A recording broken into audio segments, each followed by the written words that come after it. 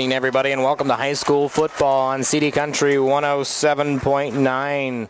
We just caught the end of the national anthem there by the Farmington Golden Wave Marching Band and the chorus. We're going to enjoy their school song here in just a second as well. Prairieland Conference football on CD Country 107.9 every Friday night, and we've got a good one tonight. We are in Farmington. The Farmington Farmers play host to the Rushville Industry Rockets. They've been playing each other year in and year out for several years now. The Farmers won a little revenge from last year, Week 9, a 31-30 victory by the Rockets. We're going to get you set in our pregame show, which is always brought to you by Graham Health System. The next blood drive is Friday, September 16th at the Graham Hospital Lobby Conference Room. Call 647-5240, extension 2346 for an appointment.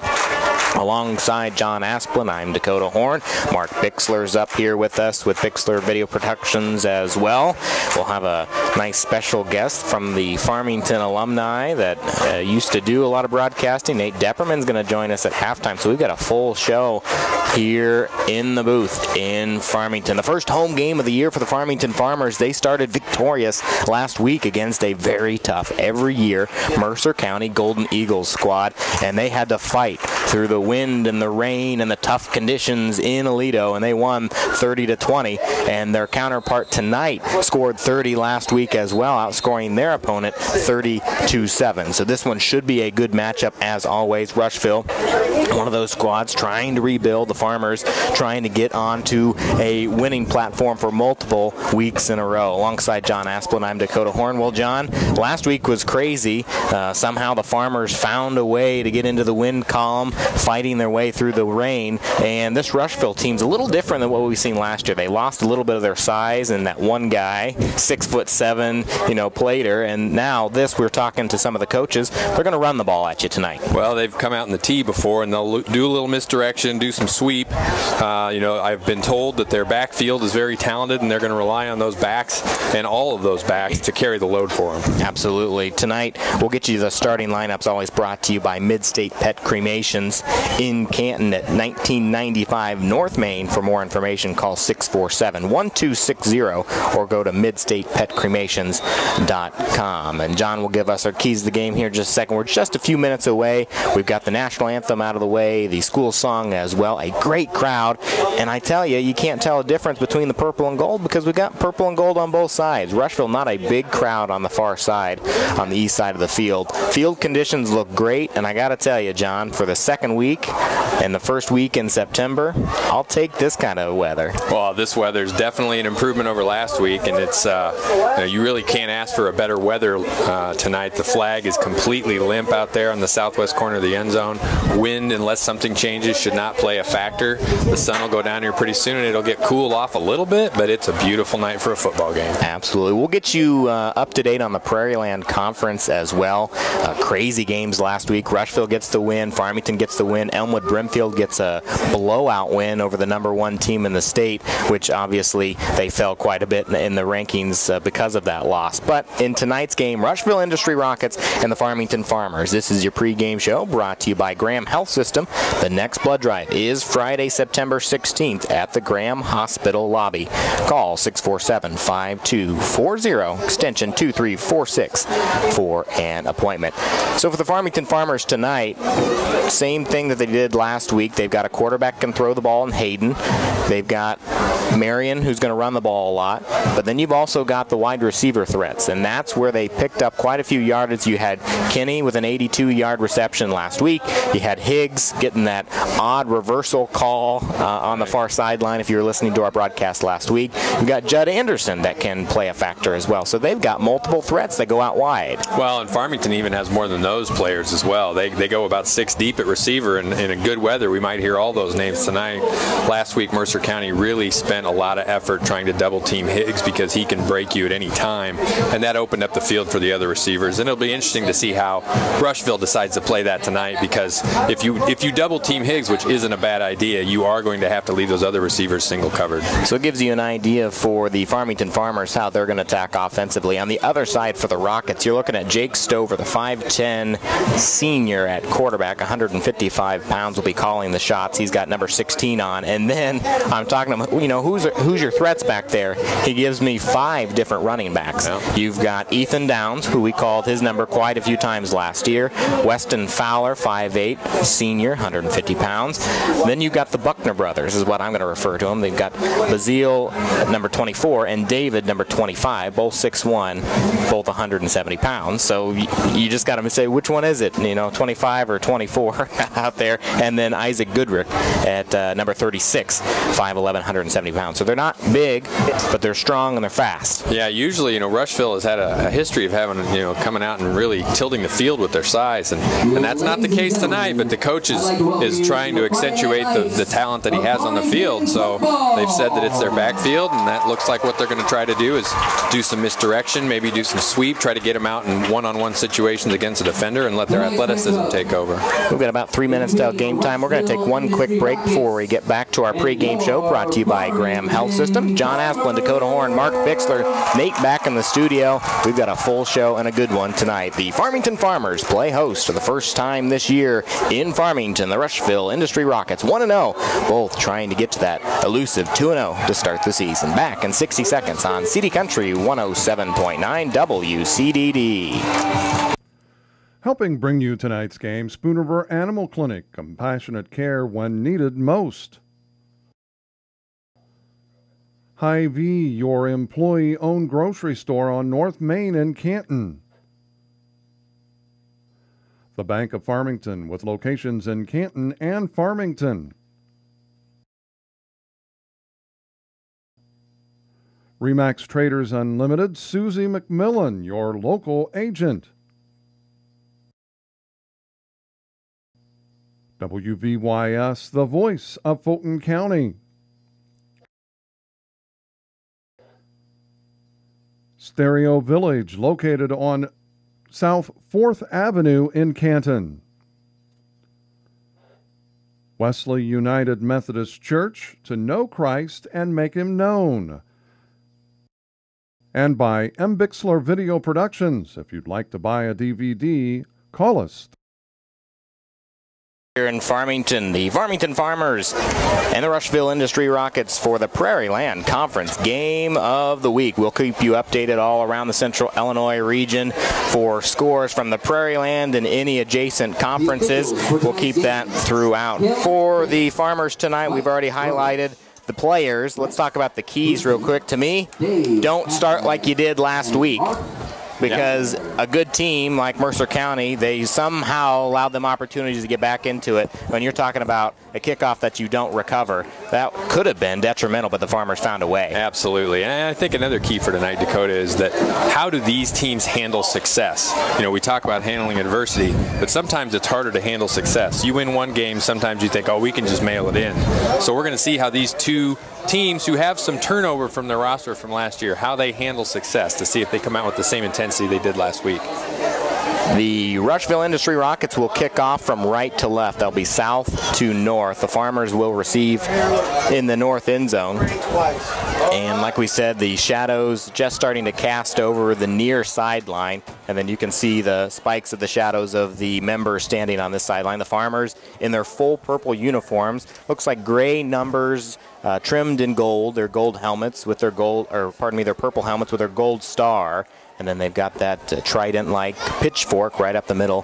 Very intimidating look for the Farmers. Very crisp, very clean. For the other side, purple and gold as well. A little less purple. Purple pants and white uniforms, purple numbers.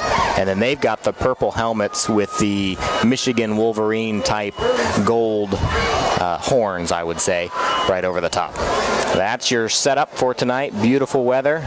Again, the wind will not play a factor unless something changes. And not a cloud in the sky. Maybe a couple off to the east. And we're ready to rock and roll. The Farmer faithful ready to go. And they're ready to have football back in Farmington. The Farmers only going to show off their home 4 times this year on their alternating schedule. The kickoff into the deep, about 15 yards. Here comes the return. Cuts through and gets taken down at the 35-yard line. And that's where the Farmers will take over. Judd Anderson with a big run. If not for a tackle by Jordan Kunkel, number 71 for Rushville Industry, Judd may have been gone. So excellent open field tackle there by Kunkel to save what could have been a touchdown. Thanks for turning in to our pregame show, brought to you by Graham Health System. in the next blood drive, Friday, September 16th at the Graham Hospital Lobby Conference Room. Call 647-5240, extension 2346 for an appointment. So the Farmers will take over. This time they got the kickoff to start the game, unlike last week. Hayden out of the shotgun, one to his left. He's got two wide each side. Anderson goes in motion across his face to the far sideline. He takes the snap, throws it that way into the hands of his intended receiver. He breaks it up the field. That's Higgs. Cuts back. He's going to run into the official. No, he cuts around him, and he gets taken down. The official doesn't get in his way. I think he's got another 4 or 5 yards, but he picks up roughly 7 or 8. And credit Rushville Industries defense on that. They provided the right pursuit. That was a screen ready to try to set Eric Higgs free to escape down the sideline. They did not allow him to do that. Still Farmington with a good pickup on first down, leaving them a second and about 3. Second down and 3 here for the Farmers. The ball sitting at around the 42-yard line. Farmers come to the line with a very similar formation. Ball on the near hash. 11-10 left here in the first quarter. Early start for the Farmers to move down the field on a pass. There's a run by Marion. He goes left side. He's across midfield. He's still on his feet. He's got a block. He goes to the far side. He's finally taken down at around the 25-yard line. A big run by number 25, Marion. Excellent call there by Coach Vallis. I think Rushville Industry was so concerned about the passing game of the Farmers. They really left that seam between the guard and the tackle on the left side unprotected. And the linebackers bailed out so fast to try to stop the receivers from getting the ball that there was plenty of running room there for Evan Marion. So the ball will be spotted on the 27-yard line. A 31-yard run by Marion. So you've got a run and a pass to start. First and 10 here for the Farmers. Shotgun, same formation, only one wide right this time. And Marion goes nowhere on that one. Maybe picks up 2 or 3 as he dives forward. Yeah, credit the middle linebacker there. Number 4, Silas Irwin with a good tackle right at the point of attack. Run up the middle, brought down by number 4. Second and 7 coming up. One thing that I'll highlight, since I had the opportunity to see the Farmers live last week, is they struggled to string together drives. They had a couple of big plays in the air that set them up, and then they had the fumble recovery that Fletcher took in for the touchdown to get on the board. If the Farmers can string together some drives tonight, they might be able to put this one away early. Second and 8 coming up here for the Farmers. Out of the shotgun again. Hayden takes it, and he hands it off to Marion. He goes left side and barely gets around the end, maybe picks up a couple. Yeah, once again, much better defensive line play on the part of Rushville Industry here in the last 2 plays. Where the first time Marion got the ball, there was a wide open hole on the left side. The last 2 times, everything's been really stuffed at the line of scrimmage. Third down. Here's the first real test for the Farmers offense. They are in Rockets territory. The ball on the 25-yard line. Need to get it to roughly the 18 to convert. Shotgun. 3 this way, 1 up top. He's going to look this way. Airs it out. Finds his man. It's Kenny. He's got the first down and more. He's still on his feet. He's fighting for the end zone, and he's finally taken down just inside the 5-yard line. First down, Farmers. Last year, Farmington had a lot of success with that same play with Reed Berry at that position, where they would just run a simple curl on the inside receiver on that trips formation to this side. And given way too much room, Ethan Kenny catches the ball and gets himself about another 7 or 8 yards by some fancy footwork. 1, 2, 3. 9 minutes left, so the Farmers already burned 3 minutes off the clock here in the first quarter. They've got 4 cracks at the end zone. And I said inside the 5. They got it to about the 9-yard line. I'm missing my yard markers here already, John. You're going to have to whip me into shape.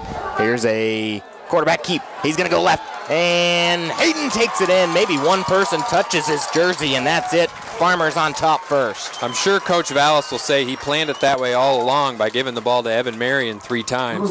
But all the defenders just converged on Evan Marion as the handoff looked to be made. And credit the fake there that time by Dylan Hayden, who faked it and tucked it and went off the left tackle and was virtually untouched into the end zone. So if anybody paid attention to our game last week early, the Farmers weren't able to move the ball down the field, but then woke up midway through the second quarter, and then this happened where the Farmers put in multiple extra points and an actual field goal. There's the kick, and that one is no good. Wide right. Yep. Yeah. I said one was wide left last week, and they said it was good. So I always just wait till they signal. Absolutely. But the Farmers are up 6-0 after 3 minutes of play. We'll be back in 60 seconds on CD Country 107.9 WCDD. Helping bring you this event, Monocle's Pizza, located on North 5th Avenue in Canton. In Canton, we deliver. By Canton Napa, located on North 1st Avenue in Canton. Innovations Hair Design, with locations in Canton and Macomb. Sedgwick Funeral Homes, with locations in Canton, Farmington, and Bartonville. CD Country, your home in the country. Lambs of God Daycare and Preschool, located on Avenue A in Canton. By M. Bixler Video Productions. Interested in underwriting an event? Give us a call. It costs less than you think. 6-0, so the Farmers will kick off to the right side of your radio dial, picked up by the Rockets. They'll bring it this way.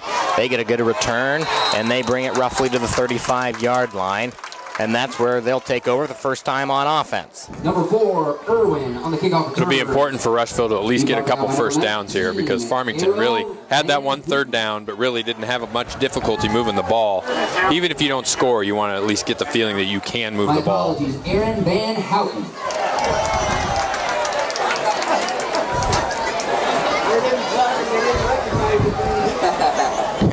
It's small town right there. PA announcer misses one name, and they give him. People let him have it. That's right. And when he got it right, they let him know. So that's good right there.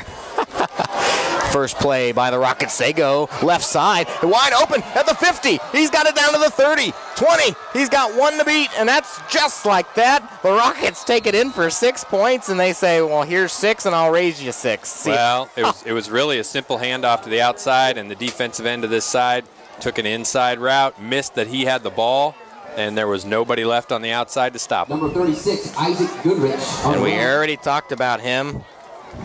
Number 36, Isaac Goodrich, he just made that look too easy and takes it in. Well, and Rushville Industry has very good track teams, and I'm guessing Mr. Goodrich might be on there because he did display some speed as he ran down the sideline. So the Farmers take 3+ minutes. The Rockets take 15 seconds. And there's the kick. That one looks like it's no good. It looked like it just went left to the upright. I thought it was good. So, yeah, I'm not going to say anything anymore. I thought that went through. See, maybe it's always the left that we have no judgment on. With 8:24 left, we've got a tie ball game. 6-6. The Rockets respond. Back in 60 seconds on CD Country 107.9 WCDD. Helping bring you tonight's game, Spoon River Animal Clinic. Compassionate care when needed most.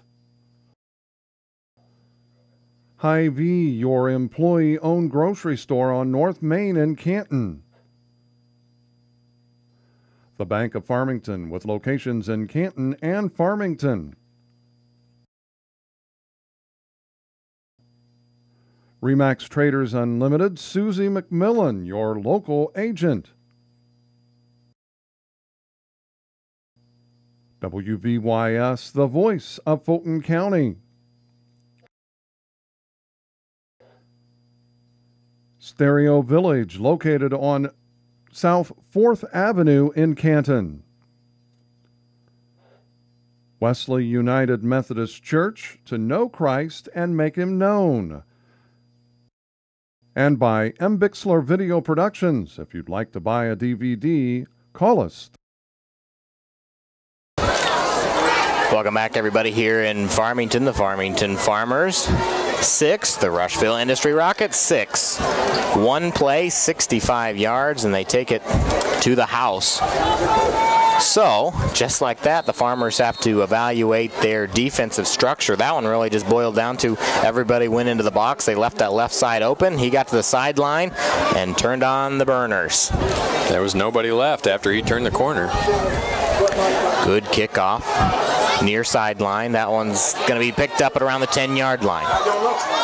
Misses one tackle, still on his feet, and he's finally brought down at around the 26-yard line. So that'll be deeper field position than the Farmers had on their first offensive possession. Well, that was a really good kick because I believe Anderson was waiting for it to go out of bounds, but it basically died right by the sideline. So excellent kickoff by Rushville Industry there to pin the Farmers back a little deeper than they'd want to be. One thing to highlight from last week, the Farmers played a 3-hour football game. I mean, there were no delays, and that's the thing that's hard to believe. It was just 3 hours of gritty football. The Rockets game was a little bit shorter, just a little over 2 hours. So you look at fatigue and a tough practice for the Farmers because they had plenty of things to work out, even in the victory. Hayden's going to air it out. He's got Kenny, and he's knocked down right at the line of game. That should be close to a first down. Well, and if it isn't a first down, you can't hit Kenny before he catches the ball. That was a little bit of interference, but they're giving him the first down anyway, so there's no harm, no foul there. Good catch by Kenny. That's one thing that you'll highlight about this Farmer squad. They've got some good hands that go out wide. Anderson and Higgs both had feet-dragging catches late in the ball game.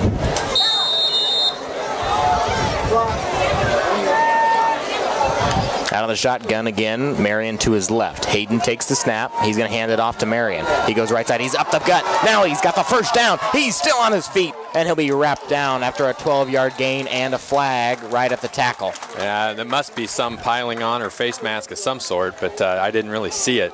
What happened on that play was the blitzing linebacker to that side ran right past Marion as he got the ball, and there was nobody left to stop him until he got to the secondary. Wesley, there's a flag on the field.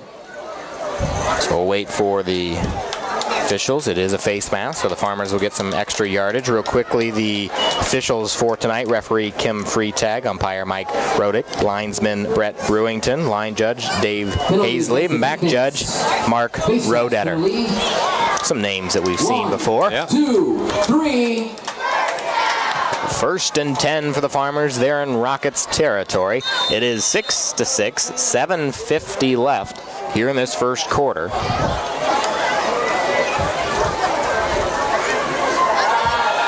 Aiden's going to air it out. He's got his man.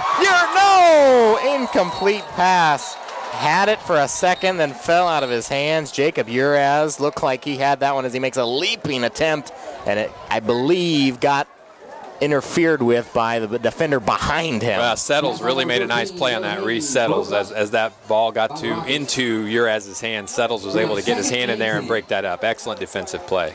Looks like we might have a flag, too. Yeah, it looks like the Farmers are already marching backwards, so they think that it's on them, and they're conversing with the Rockets captain, so I believe that is the case.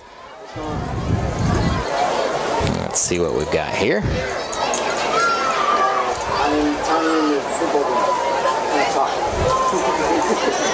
Looks like we've got a hold on the Farmers. They declined it. Interesting. So the ball's sitting at about the 36-yard line, and this will only bring up... Holding penalty on the play has been declined. I don't know if coach for Rushville was satisfied with that decision. He was upset with somebody, whether it was the official or his player. That's an interesting decision. Yeah. So it brings up second down. So if you take that, it's first and long. Right. However, you move it back closer to midfield. But nonetheless, the Farmers have 2nd and 10 after that incomplete pass. And we've got a whistle. Flag from the far sideline, and it'll be on the Farmers. It looked like a blitzing linebacker made one of the offensive linemen from Farmington jump. So now you look at it, if you take that and then get this false start, now the play call might have been different if you got 1st and 20 rather than 2nd and 10. Right. But they'd be behind midfield. Absolutely. Well, and usually on a play like that, holding's from the spot of the foul, and that would have been behind the line of scrimmage, so it would have been more than a 10-yard penalty. 5-yard penalty against the offense. 7:35 left here in the first quarter. John Asplund, Dakota Horn, Mark Bixler, Nate back in the studio. Full house here. Beautiful night. Lots of purple and gold, both sides. It's odd to be at a Rushville Farmington game where it's still somewhat warm. I've been traveling down the Rushville and coming up to Farmington week 9 for the last few years. Hayden evades 3 tackles. He's still on his feet.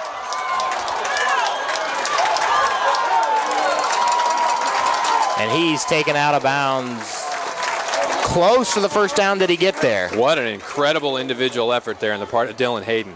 And the chains are moving. Yeah, you're talking, John. He misses 3 tackles. It looked like his jersey was going to detach from his body. Absolutely. 3 of them. And he went from having about a 5-yard loss to all of a sudden a first down for Farmington on about the 24-yard line. What a job by Hayden. And that's one thing that you look at. When you've got somebody behind the line that can throw the ball, read the defense, get away from those tackles when things break down, and that's Dylan Hayden. He's shown his true colors in the first week and a half so far. There's a run by Marion. He spins off of a tackle, and he takes it for a few yards. Should be about 6. He brings up second down. And those second effort yards were most of those because, as you said, Dakota, he was hit and he spun out of that and was able to pick up all the yards that he got. 6 minutes, 46 seconds. The Farmers driving deep in Rockets territory. Thanks for joining us. Prairieland Conference Game of the Week every Friday night. We'll have a new place we're headed to. Last week in Aledo, this week in Farmington. Always good football in the 1A, 2A, 3A brackets in the IHSA in the Prairieland. This is Prairieland versus Prairieland. A little bit of crossover action, though. Black and blue divisions. Hayden's going to air it out, and it will almost intercepted. What a play by the defender. Almost gets there before the intended pass to Uraz. Who was that jumped in front of it? It looks like Andrew Malcolmson right there, but he could not grab it. Well, and Ethan Downs, the defensive lineman for Rushville Industry, really put a lot of pressure on Hayden there to make him kind of short arm that throw. So, credit the pressure from the defensive line, which is really coming to play here since that first drive. They've really, started to get some penetration, and Rushville Industry is doing a lot of different things with their blitzing linebackers inside, and I think it's confusing Farmington's offensive line. 3rd and 4 coming up here for the Farmers with 6:17 left. Out of the shotgun, we've got a flag that comes in from the near sideline.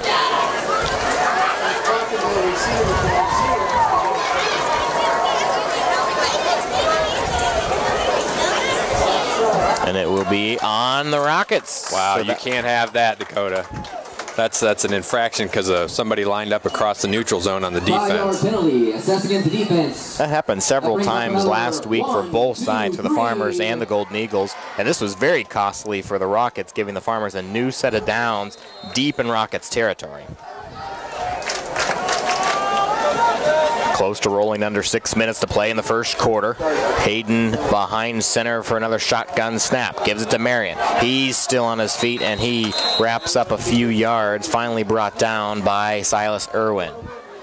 Once again, really nothing fancy there as they hand it off to Marion up the middle. And wouldn't be surprising here pretty soon if they pull the ball again and let Dylan Hayden run it himself. He's not the running threat that Farmington's had the last couple years there at quarterback, but we've shown already tonight that he definitely is mobile enough to get the job done. 5:40 left in the first, 6-6, all tied up. Farmers score on their first offensive possession in 3 minutes, and the Rockets respond on one play, 20 seconds, 65-yard run, and now the Farmers' second chance, and they're close. There's the pass. He's got Uraz, and he's in for the touchdown. The Farmington Farmers respond 12-6. Nothing fancy there either, Dakota. The defender for Rushville Industry was giving Farmington a good 5 or 6 yard cushion, and when you're sitting on the 9, all you have to do is just play pitch and catch, and he took 2 steps and he was in the end zone. So now let's see if Nick Johnson has better luck with this one. He missed wide right on his last attempt. Trying to get the Farmers a 7-point lead. The snap and the hold was good last time, just pushed it a little bit to the right. Same this time, and the kick, this one looks like it's good, and it is. The Farmers are up 13-6, just like that. After 3 offensive possessions, we've got 3 scores. This one might be a shootout. We'll be back in 60 seconds on CD Country 107.9 WCDD. Helping bring you this event, Monocle's Pizza, located on North 5th Avenue in Canton. In Canton, we deliver. By Canton Napa, located on North 1st Avenue in Canton.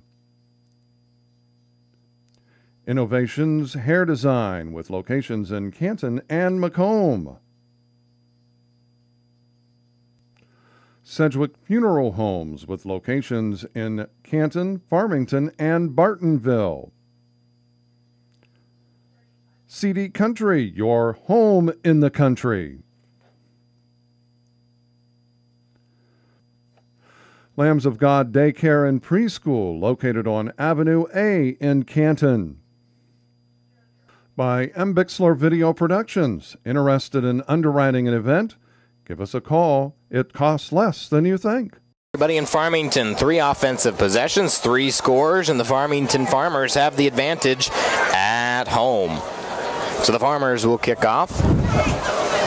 Now the shadows have taken full effect. The lights now taking effect here in Farmington.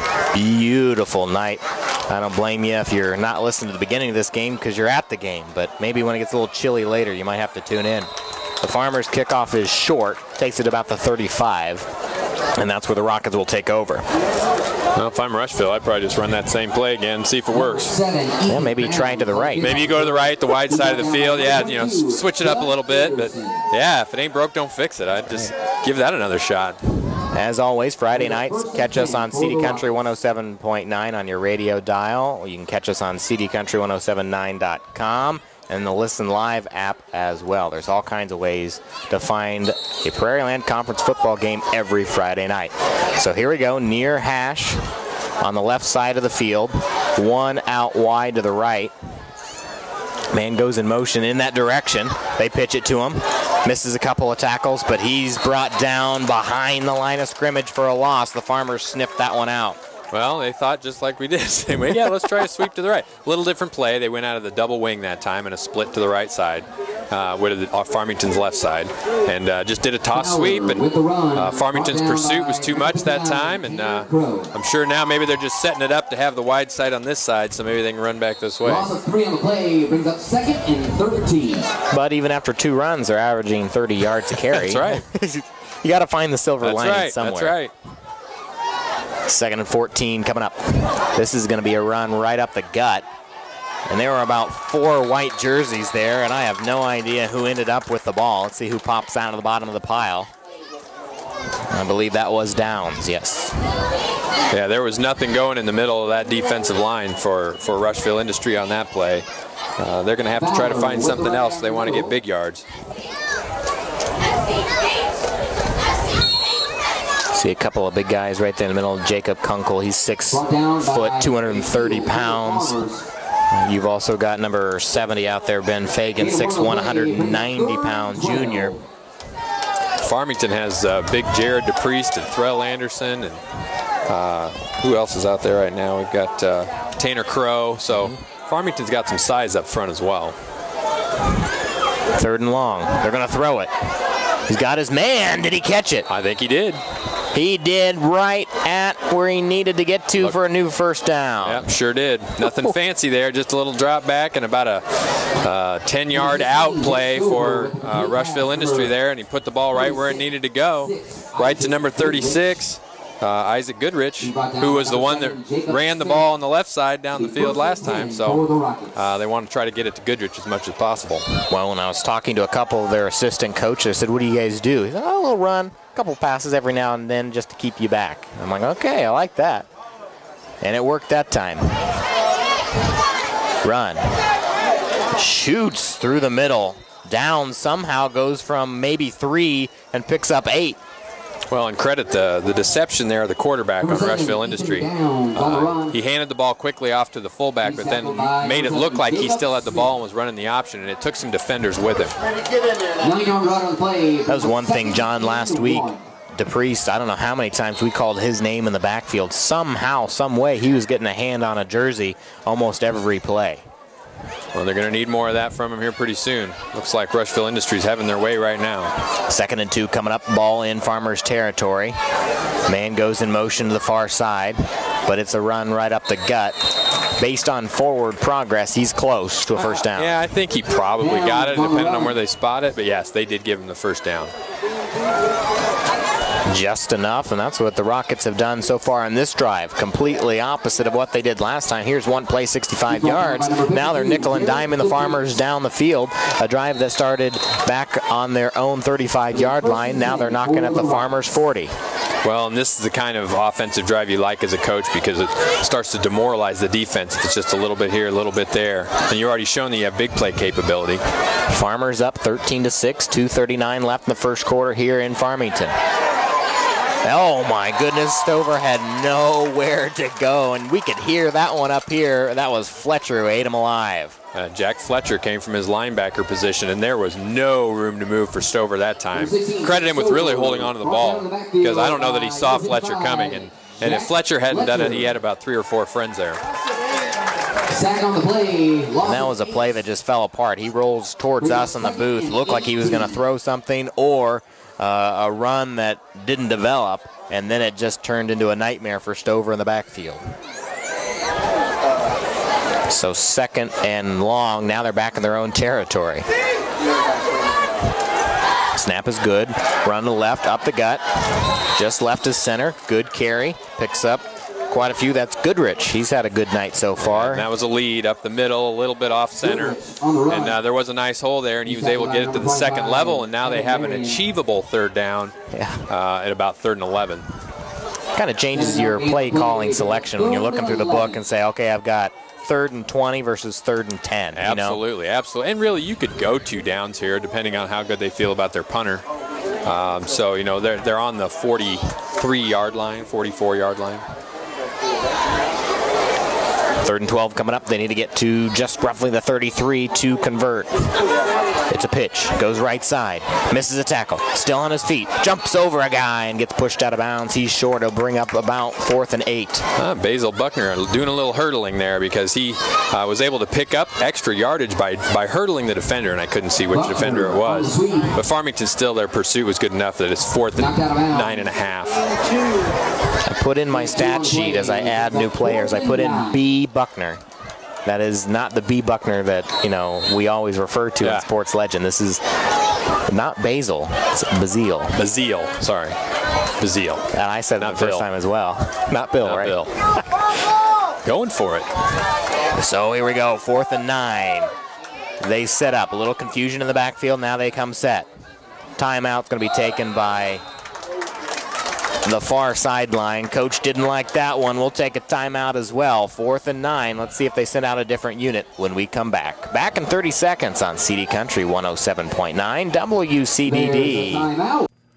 Helping bring you tonight's game, Spoon River Animal Clinic. Compassionate care when needed most. Hy-Vee, your employee-owned grocery store on North Main in Canton. The Bank of Farmington, with locations in Canton and Farmington. Remax Traders Unlimited, Susie McMillan, your local agent. WVYS, the voice of Fulton County. Stereo Village, located on South 4th Avenue in Canton. Wesley United Methodist Church, to know Christ and make him known. And by M. Bixler Video Productions. If you'd like to buy a DVD, call us. Welcome back to everybody here in Farmington. Prairieland Conference Game of the Week. Dakota Horn, John Asplund, Mark Bixler, Nate back in the studio. Full house in Farmington. Good crowd, good weather, beautiful night. 4th and 9 coming up here for the Rockets. And they come set. 1 wide our way. 3 in the backfield. Man comes in motion. He gets it. He's coming right at us. We've got a flag. He's going to be pushed out of bounds right at the 40-yard line, short of the first down, depending on the flag. I believe you're going to have a hold on Rushville Industry, but don't hold me to that at this point. But it looked like that's what I saw somebody tugging on a jersey as they started to move down this way. Goodrich on the carry. The conversation is directed towards the Farmington Farmers, saying, what do we want to do here? Pretty obvious decision, as he's clearly short of the first down. Number 36, Goodrich. So a new set of numbers head out for the Farmers. The chains haven't moved yet. They haven't been directed. It's going to be a chop block that's declined. So On the field, pick up that flag. The Farmers have the ball on offense. It'll be Farmers football. That's one thing last week that the Farmers were able to capitalize on, turnover on downs. It turned into the fourth quarter. It was just punt, turnover, punt, turnover, punt, turnover, and they were able to capitalize on the last one to make it a 10-point lead. Well, and if Farmington can get a 2-touchdown lead, although Rushville Industry has shown they have big play capability, if you can't throw the ball a lot, it's tough to get down too many scores because you usually are going to use a lot of clock when you're trying to come back. Anderson in motion. He finds his intended receiver behind him. He's got the first down. He's still on his feet. It's Higgs, and he's taken down, but a flag comes in from the backfield. And from the backfield, from the back judge, all the way across the field. That's an interesting one. I don't know what they called, but I saw that official throw that flag about 25 yards. Play by Hayden.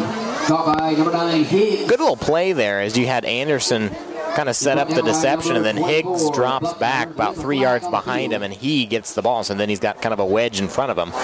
But it looks like it'll be all for naught depending on what we've got here. Coach Vallis looks upset, so we're assuming that it's on the Farmington Farmers.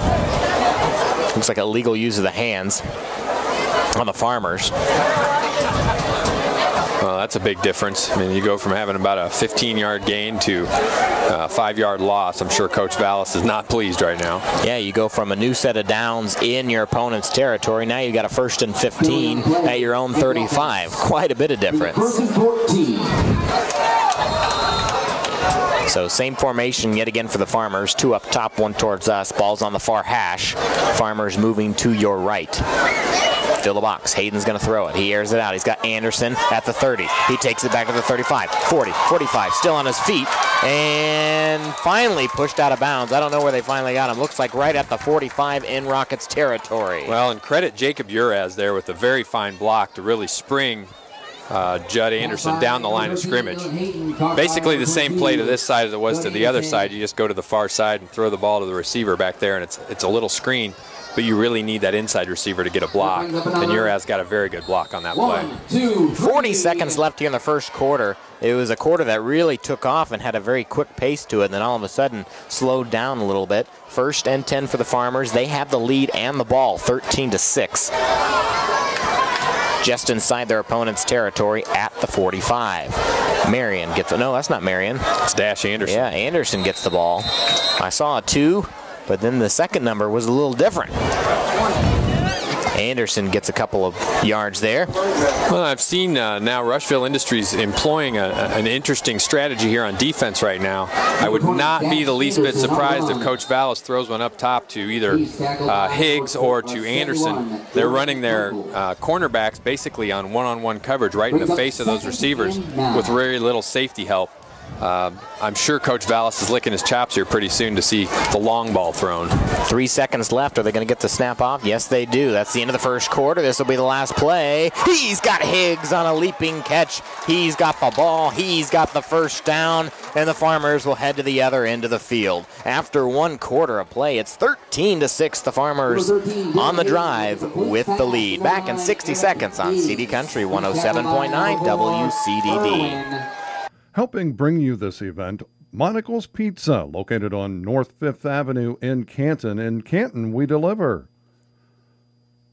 By Canton Napa, located on North 1st Avenue in Canton.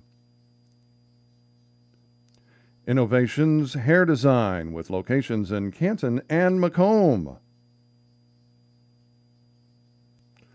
Sedgwick Funeral Homes, with locations in Canton, Farmington, and Bartonville. CD Country, your home in the country.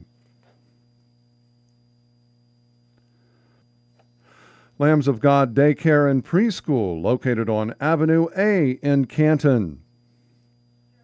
By M. Bixler Video Productions. Interested in underwriting an event? Give us a call. It costs less than you think. Welcome back, everybody, here in Farmington. Prairieland Conference Game of the Week. The Farmington Farmers and the Rushville Industry Rockets, both 1-0, trying to get that second victory. That'd be a different start for the Farmers compared to last year, falling to 0-2 and had to play catch-up to get to 5-4. Going 2-0 with a couple of easy games on paper in front of them. That'd be a lot more comfortable for Coach Vallis and the squad. Kenny goes right in front of Hayden. He misses a tackle. No, he's brought down. Holy moly, that was a quick move by the big guy as he cuts through and takes Hayden to his feet. Well, and my vision's getting worse, and I'm trying to see who that cornerback is over there, and I can't see numbers very well. But I want to give credit where credit's due. I believe it was Tyler Jones. He's the one that really broke that play up. They wanted to run that same screen to the far side, and he jumped that, and Hayden wisely did not throw it, but then that gave more time for the defensive line to come and sack him. Yep, Jacob Kunkel gets the sack, brings up 2nd and long. Farmers need to get to the 21. Need about 16 yards to do that with a couple more opportunities. Snap goes to the right. Misses the tackle, still on his feet, and picks up 2 yards. That play collapses as well. I think somebody must have missed a blocking assignment there, because the backside defensive end was never blocked and was really chasing Hayden the whole time as he ran down the field. Hayden with the run. So 3rd down and long coming up here for the Farmers.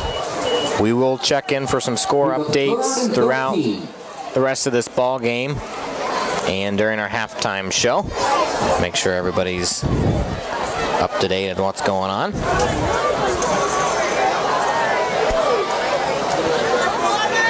So the Farmers have 2 wide this side, ball on the far hash on the right side. And comes in motion towards us. That's Anderson. He's going to pitch it to him. He's got a block. He's still on his feet. He's got one to beat. He almost runs into his own guy, and he takes it into the end zone, and I don't see any flags from 34 yards out. Henderson for 6. And Anderson, when you count that the field's 50 yards wide, he ran a long way on that play. He sprinted all the way from the right, all the way to the left, got a couple great blocks over here, and it sprung him, and really nobody ever touched him as he ran up the left side of the field, cut back briefly at the end, and ended up in the end zone without a Rushville hand on him. So that's how the Farmers start the second quarter. Makes it 19-6, point after pending. This will be the first time kicking to the north. Snap low, and that one's no good. That one just couldn't get over the line. It weebled and wobbled and fell down. So there you go. With 10:13 left in the second, it's 19-6. Farmers on top. We'll be back in 60 seconds on CD Country 107.9 WCDD. Helping bring you tonight's game, Spoon River Animal Clinic, compassionate care when needed most. Hy-Vee, your employee-owned grocery store on North Main in Canton. The Bank of Farmington, with locations in Canton and Farmington. Remax Traders Unlimited, Susie McMillan, your local agent. WVYS, the voice of Fulton County. Stereo Village, located on South 4th Avenue in Canton. Wesley United Methodist Church, to know Christ and make Him known. And by M. Bixler Video Productions. If you'd like to buy a DVD, call us. Welcome back, everybody, in Farmington. Prairieland Conference Game of the Week. Farmington Farmers have the lead, 19-6, over the Rushville Industry Rockets. 2 undefeated teams coming into Week 2. Farmers trying to get to 2-0. They've got a couple of games scheduled on circled on the rest of their schedule later in the season. There's a little squibber. And the Farmers close to getting that one as it bounced off the front line, but it looks like a Rocket finally did grab that. Don't see any celebration here, so I would believe Rushville Industry ended up with the ball. Just over 10 minutes to play in the second. Farmers trying to get a little retaliation from what happened to them last week. Granted, last week was odd. It went to a weird side of the field, then kind of moved around and then just sat there, and then the quick guy from Mercer County was able to get there before anybody else in the second line. Yeah, so far Coach Vallis has not kicked it deep at all. He's done 2 short kicks and 1 really short kick. That last play ended on scoring drive ended on a 36-yard run by Judd Anderson to make it 19-6. All your scoring drive recaps brought to you by Ray Rickenau and Walter Brown at Country Financial. As the Rockets run it up the gut there, you can reach Ray and Walter at 48 West Locust in Canton. Call Ray or Walter 647-6180 today. And Downs is starting to find a lot of running room in the middle of that. And if not for Jake Settles coming up from his safety position to make that tackle, he's still running. Jake Settles. If you pull up the stats here, which we'll break down at halftime, you're looking, the Farmers have been dominating in terms of time of possession, how many plays they've run, the amount of yardage that they've collected, but they only have a 2-score lead. There's a run right over the top, gets it to the 45-yard line, and who is that slow to get up? That's Arrow Van Houten, the cornerback for Farmington, who came up to make the tackle, but looks like he jammed his leg as he made the tackle. This trainer goes out to take a quick look at him. They get the first down on the run. Ethan Downs on the run. It's an appropriate football name. We had Downs last year as Christian Downs and Ethan Downs. Every time I know first down by Downs. Right. Had a nice ring to it. And then last week with Mercer County, one of the running backs had the last name Carey. I said, Carey with a nice carry, you know, yada, yada. Yeah, exactly. 9:25 left here in the second quarter, 19-6. Taking a look here at Van Houten, looks like they're going to pop him up. Almost took us to break, but I think they're going to be able to get him off. He is not going to put anything on that leg as he comes off. Yeah, looks like Coach Johnson and trainer Ruben Gayon bringing him off. That's not good to see. No, it's not. He's not putting any weight on that leg at all. So we'll keep you updated if we get anything there, see if they can get him back out there. But like you said, if you see something like that, chances aren't good. No. 9:25, here we go again, 1st and 10 in Farmers territory. The Rockets ready to go. In motion, comes towards us. Third man gets the ball. He fights his way through on the left side of the line. And there's Goodrich again. And once again, when he's had the ball, it's generally been for more yardage than not. So he's able to get about 8 yards, 7 yards probably on that play on a give-off left tackle. Rolls under 9 minutes to play here in the second quarter. 19-6, Farmers up. Goodrich on the run. Brought down by number 36. So you've had 5 offensive drives. 2nd and 3. 3 by the Farmers. They score all 3 times. And 2 by the Rockets. 1 in a score and 1 in a turnover on downs. This time they run right side. They've got enough for the first down on a 7-yard carry. That's Ethan Downs again. He's really starting to find they're softening up the middle of that defensive line from Farmington, and they're going to have to figure out something different if they're going to hope to stop Downs, because he's really starting to feel it as he comes across the line of scrimmage.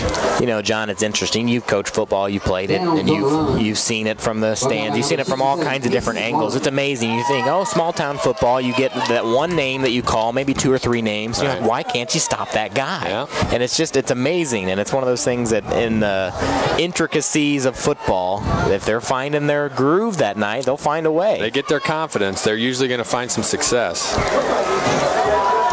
There he is again. Right up the gut, picks up 3. He's finding that room. Now that time Farmington was able to get in with a little bit of pressure. On that time, I believe that was Threll Anderson that came in from his defensive end position to cut him down a little shorter that time. But still able to get positive yards. I'm sure Rushville Industry will take it. Gain of 4 on the play, brings up 2nd and 6. The 2nd and 6 coming up here for the Rockets.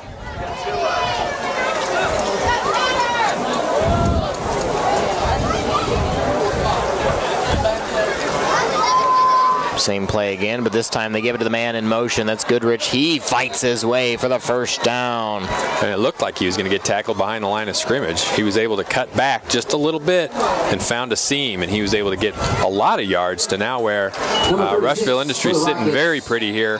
I believe the ball's on the 17-yard line. We got a timeout on the field. That's going to be taken by the Farmington Farmers. We'll take a timeout as well. Back in 30 seconds on CD Country 107.9 WCDD. Helping bring you this event, Monocle's Pizza, located on North 5th Avenue in Canton. In Canton, we deliver. By Canton Napa, located on North 1st Avenue in Canton.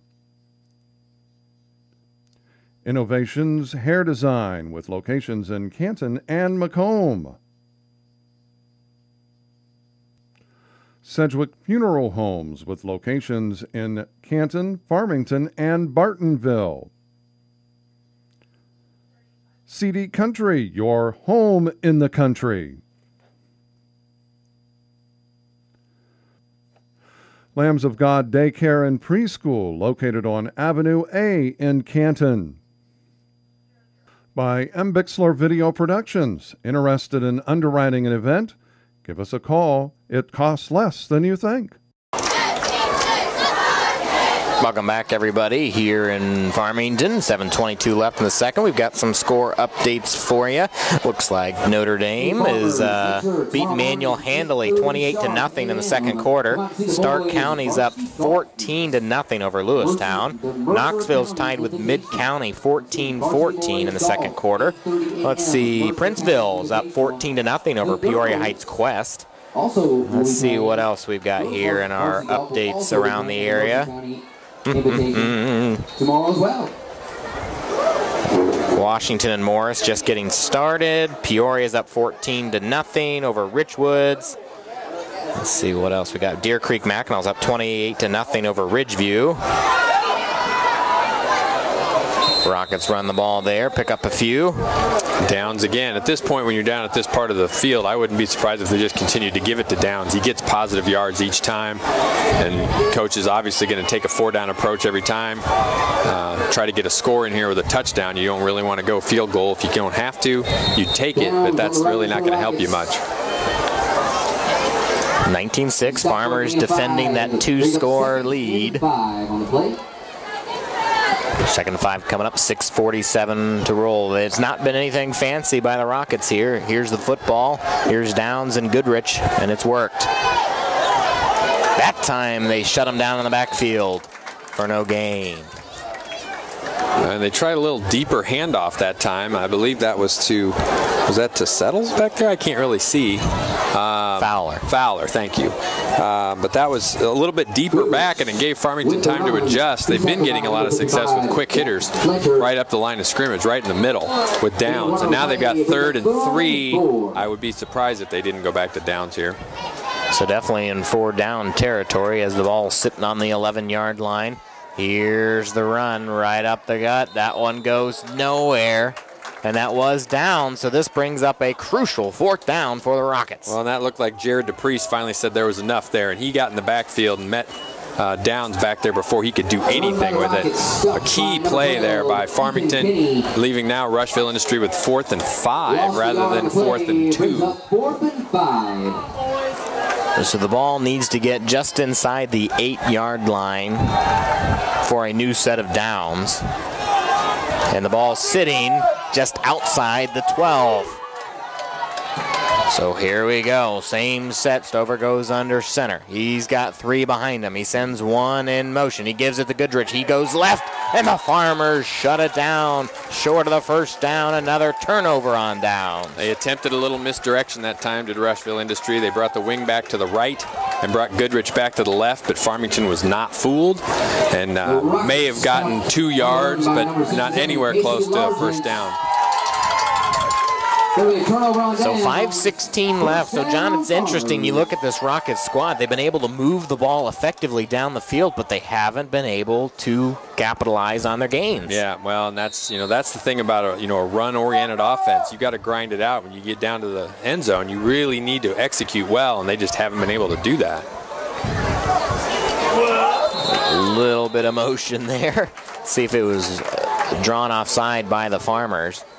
Nope, they're pointing towards the white jerseys, so the Rockets just got a little too excited. Well, and they run a gap penetration defense where their defensive linemen shoot a gap every time. They don't engage the blocker, and their linebackers are blitzing as well. Good idea on the part of Coach Vallis there to really try to hesitate their movement as they come across the line of scrimmage on a play. Well, in that situation, when you're deep in your own territory, you know they're trying to make that big play on defense, and they might get a little antsy. Absolutely. Hayden comes towards us. He's got all kinds of green real estate in front of him. He takes it to the sideline, shakes a tackle, and he'll finally be brought down, pushed out at the 42-yard line. Great run by Hayden. As I said before, the last couple of years, anybody that's been listening to the Farmers broadcast, they've heard Stephen Gilstrap running out of there, and Stephen Gilstrap was much more of a runner. But tonight, you've really seen Dylan Hayden able to get a lot of yards, and I think maybe Rushville Industry has kind of discounted his ability to run at all, and so they're not really putting anybody on him to look at him for running, and so he's left with all sorts of running room. That's a 1, 2, 3. First and 10 for the Farmers. You know who can really run? Is that Geno Hess. Yeah, you think? 500-plus yards, no big deal. Man, he had 8 to be touchdowns. Tired. He had to be tired. A workhorse. You know who's happy? All the Prairieland coaches. First and 10 for the Farmers. Out of the shotgun. Snap is good. He's got all kinds of time. He'll roll out to the right. He's got one Rocket chasing him down, and he gets the first down and steps out of bounds at the 40. Oh, we have a flag, though. Right at the end of the play, it looks like we have a flag. There was 2 people kind of engaged over there. Uraz and it looked like maybe Settles out there on the other side of the sideline, and they threw a flag at somebody. Yeah, 35, Emmanuel Rasasi was there as well, and he was the one hot on the trail of Hayden, but he just couldn't match his foot speed. Let's see what we've got here. Big run, Farmers right now, and it's going to be a block in the back. That's going to bring everything back. Now it's a spot foul, so it'll be interesting to see where they put that. The spot where the flags flew were about the 45 in Rockets territory. Yeah, so now it's first and 6. You don't hear that too many times. There you go. But they properly executed that penalty because the spot was just inside the 45, and there you go. Well done, officials. So here you go, first and 6. Motion towards the left. Oh, it's a pitch. He almost throws it behind him. And brought down from behind by the big guy. Oh, man. He sniffed that one out. That's number 99, Cyril Kayembe. I get confused on what level. Isn't horse collaring? Is that a penalty? Yeah, that's a crossed. I thought so. That was definitely looked like a horse. I mean, it's a heck of a play. Don't get me wrong. That was a great defensive play, but that looked like he got him right from the back of the jersey. But I don't think he intended to hurt him or anything. No, it was an excellent defensive play. And it's one of those that we've got a great look here because we're coming down, and sometimes the officials, when they're trying to get to their spot, maybe have a block or a... Yeah, it's very easy to see from up here.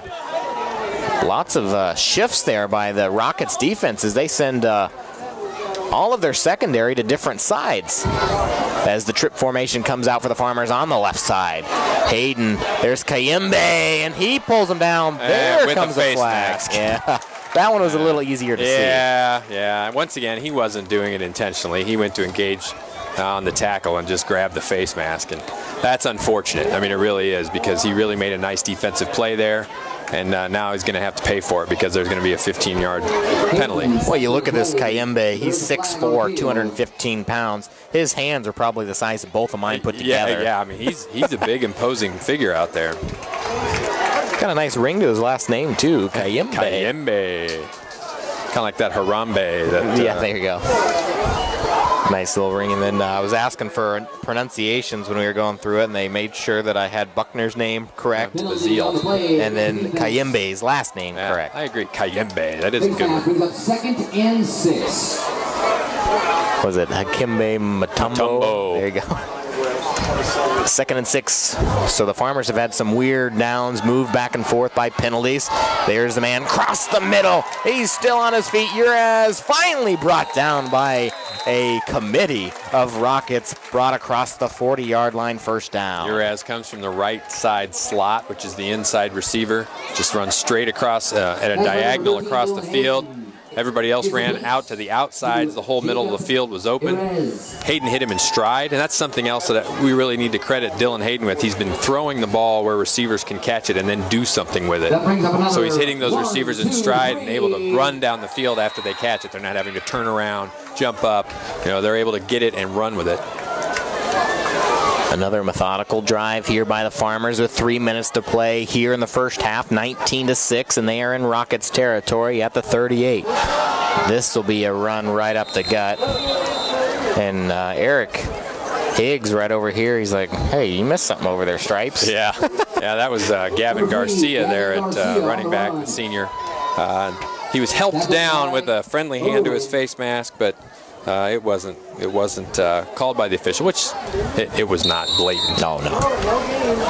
Just usually when you see the face mask join your your chest, yeah, that's usually a good signifier. But the Farmers will have 2nd and 10 coming up. The Rockets really need a defensive stop here, and they jump off again. Free yardage being handed out by the Rockets. That again is Kunkel. I think that's 3 times now that he's jumped off.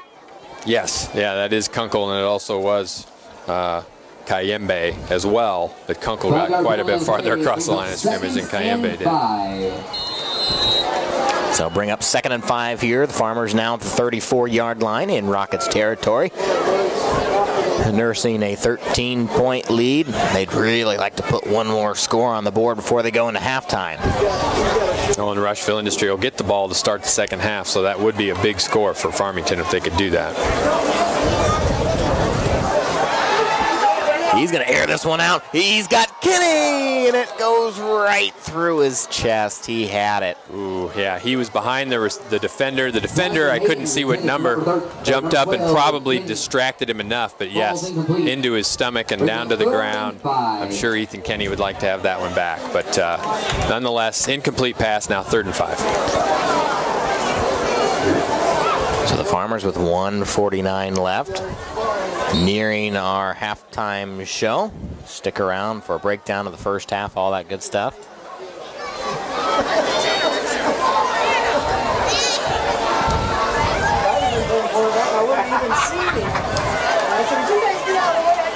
Out of the shotgun. Here comes Anderson towards us. Snap goes right in front of him. Hayden keeps it. He's got a couple of blockers. He's still on his feet. He comes back this way. He almost breaks it out, takes it to the 20-yard line. First down, Farmers. Well, and that was a well-conceived play. They had the defenders who were very much aware that Judd Anderson might get that pitch, and he faked the pitch and then cut back inside when the defenders were taking an advanced step towards Anderson. And you had Jared DePriest lying on top of Ethan Downs about 10 yards behind line of scrimmage. I think they're seeing a lot of each other here tonight.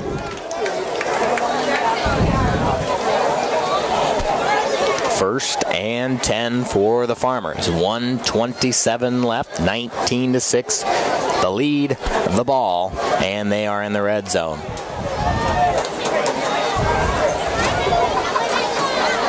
Farmers just have looked confident since about the halfway through the second quarter in last week's game. What a grab as that one goes across, and Anderson grabs that one midair. Wow, that really was a tremendous grab. Hayden put it a little high in a catchable zone, but still, Judd Anderson had to really reach up and grab that enough for a second and a very short one.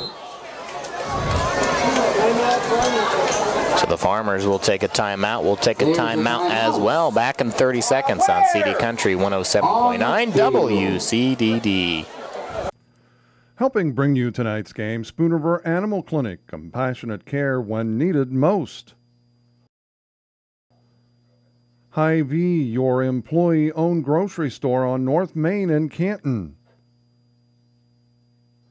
The Bank of Farmington, with locations in Canton and Farmington. Remax Traders Unlimited, Susie McMillan, your local agent. WVYS, the voice of Fulton County. Stereo Village, located on South 4th Avenue in Canton. Wesley United Methodist Church, to know Christ and make Him known.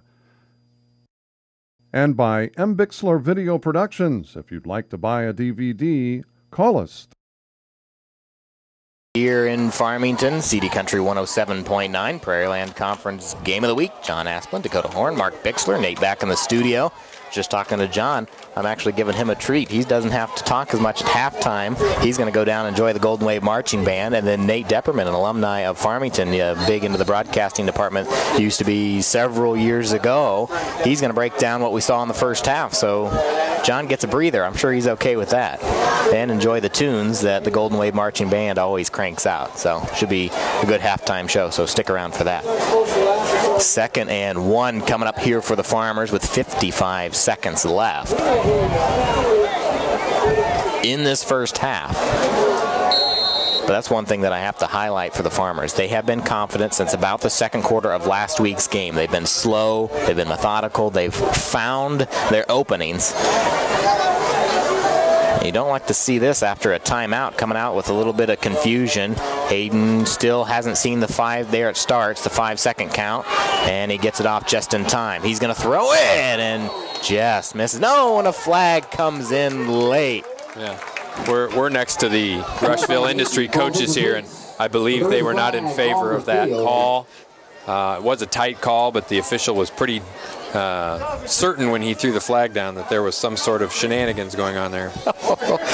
Oh my! But if we interviewed the folks next door, I believe they would they would have a different opinion.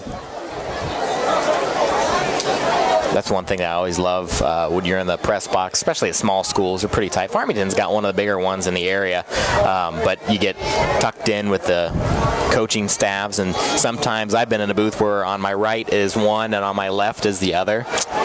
Yes, you can get some powerful emotions. Let's see, score update. Anawan Wethersfield 7, Elmwood Brimfield nothing. See what else we've got. North Fulton's up 14-6 over Havana.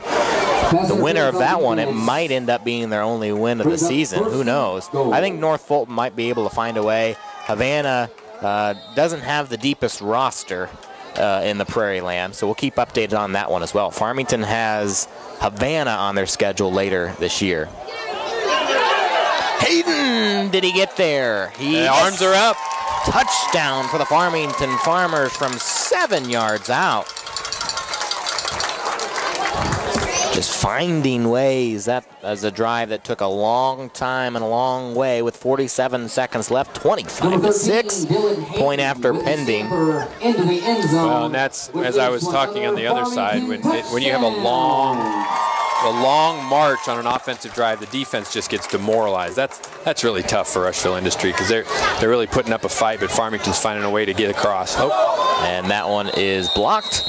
No good, so missed 3 out of 4 tonight for Johnson. He was lights out last week, but struggling. Maybe he needs some rain back. I was going to say, the weather's too good. It is 25-6 with 47 seconds left. Let's see if the Rockets can get a score on the board before halftime. We'll be back in 30 seconds on CD Country 107.9 WCDD. Helping bring you this event, Monocle's Pizza, located on North 5th Avenue in Canton. In Canton, we deliver. By Canton Napa, located on North 1st Avenue in Canton. Innovations Hair Design, with locations in Canton and Macomb. Sedgwick Funeral Homes, with locations in Canton, Farmington, and Bartonville. CD Country, your home in the country. Lambs of God Daycare and Preschool, located on Avenue A in Canton.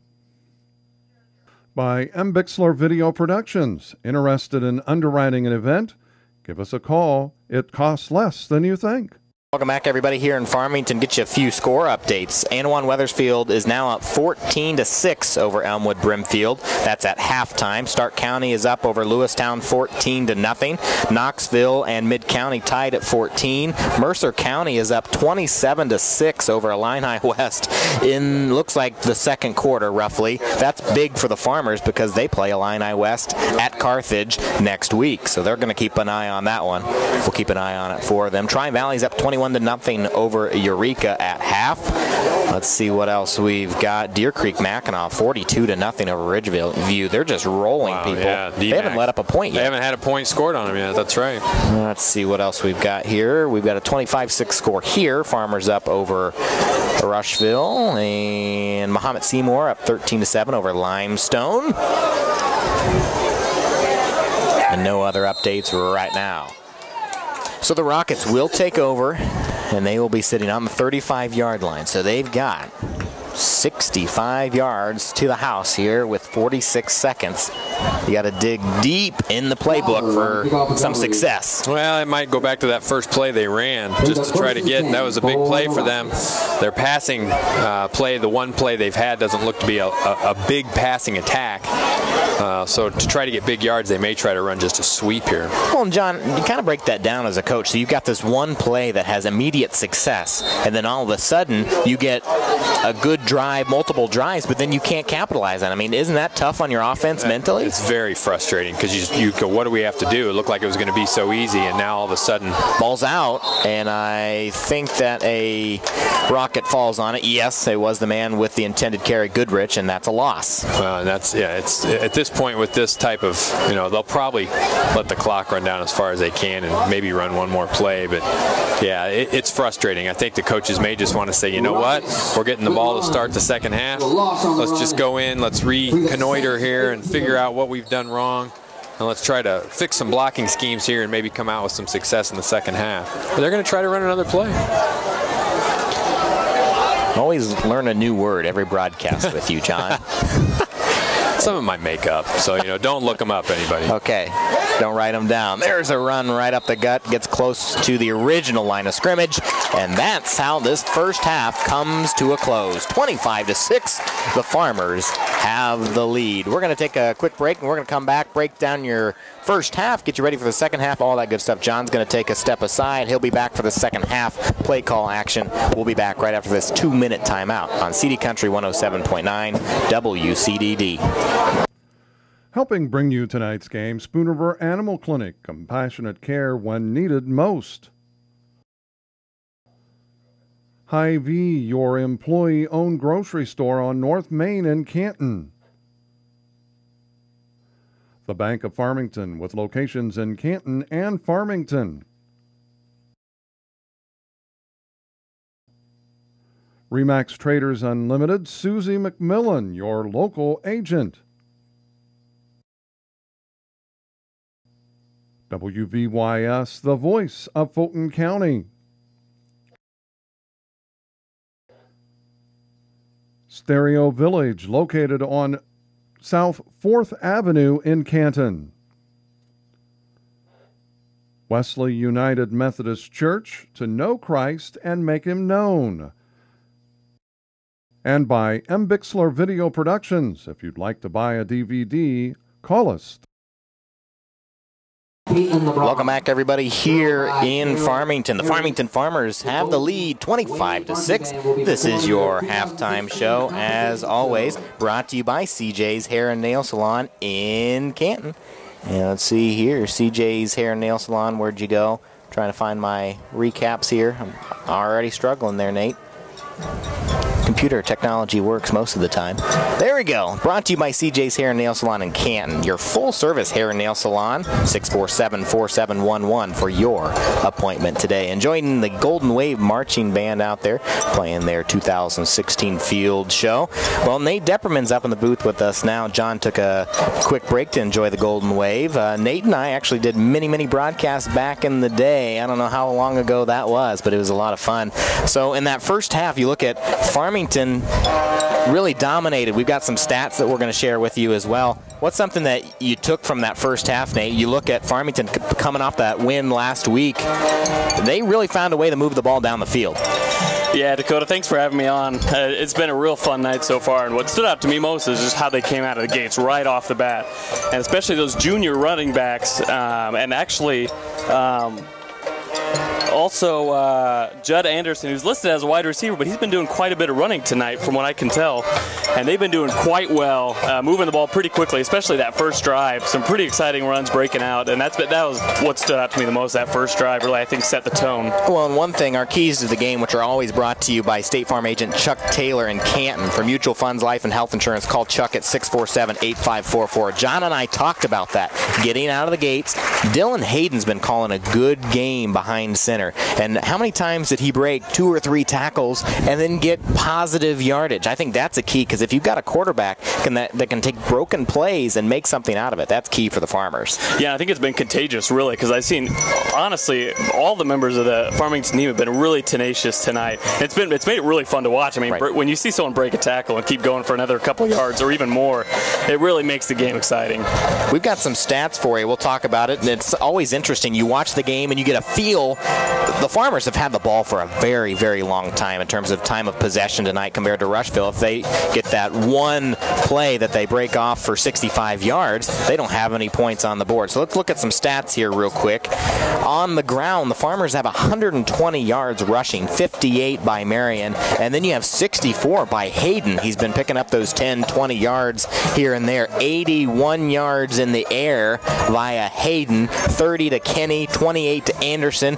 Higgs with only 7, and it was a big play to pick up that first down, and then 16 to Uraz. On the other side of the ball, for the Rockets, they still have 133 yards offense, 65 of that coming on the 1 run by Goodrich to open up their offense.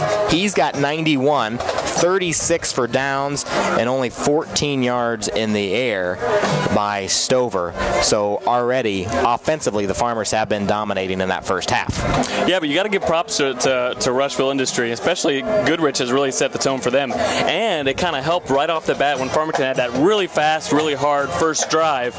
They were able to turn back and kind of based on that Goodrich run, that big one where he broke out, really helped, I imagine, keep his team leveled in the face of Farmington team that was really coming out of the gates very strong. Thanks for tuning in to our halftime show, brought to you by CJ's Hair and Nail Salon in Canton. CJ's is your full-service hair and nail salon. 647-4711 for your appointment today. We're going to take one quick timeout. Come back. We're going to talk about a couple other things we saw in the first half. Then we're going to give you our keys to the second half and get you set for what should be a very interesting second half, and get you some score updates from around the area as well. Got roughly about 9 minutes till the second half. We're going to take a quick 60-second timeout. Back after this on CD Country 107.9 WCDD. Helping bring you this event, Monocle's Pizza, located on North 5th Avenue in Canton. In Canton, we deliver. By Canton Napa, located on North 1st Avenue in Canton. Innovations Hair Design, with locations in Canton and Macomb. Sedgwick Funeral Homes, with locations in Canton, Farmington, and Bartonville. CD Country, your home in the country. Lambs of God Daycare and Preschool, located on Avenue A in Canton. By M. Bixler Video Productions. Interested in underwriting an event? Give us a call. It costs less than you think. Welcome back, everybody, here in Farmington. Prairieland Conference Game of the Week. Always a blast to be here in Farmington. Last week we were up in Aledo. Enjoyed a good game there, 30-20 the final. And your score at halftime now, 25-6. The winner of tonight's game goes to 2-0, undefeated in their first game. This is a Prairieland crossover game. It's not actually in the Prairieland Blue division for the Farmers or the Black division for the Rockets. So this is your halftime show, brought to you by CJ's Hair and Nail Salon in Canton, alongside Nate Depperman. This is Dakota Horn, Mark Bixler. Nate back in the studio.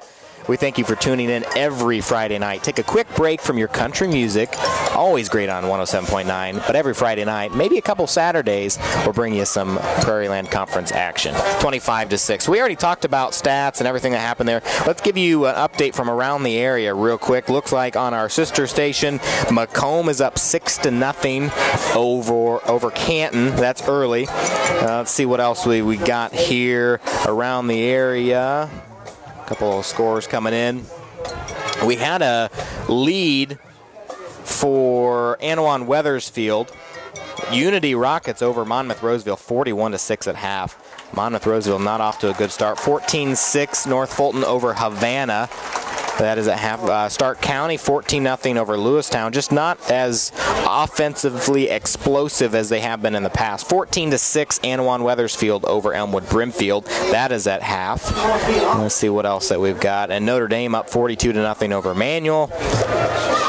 Let's see, Deer Creek Mackinac up 42-0 at half over Ridgeview, and Leroy up over Tremont 14-0. So we'll get you updated throughout the rest of the ball game. As always, in-game area score updates brought to you by Dave May at Edward Jones Investments in Canton. Call or stop in to see Dave at 205 East Locust Street.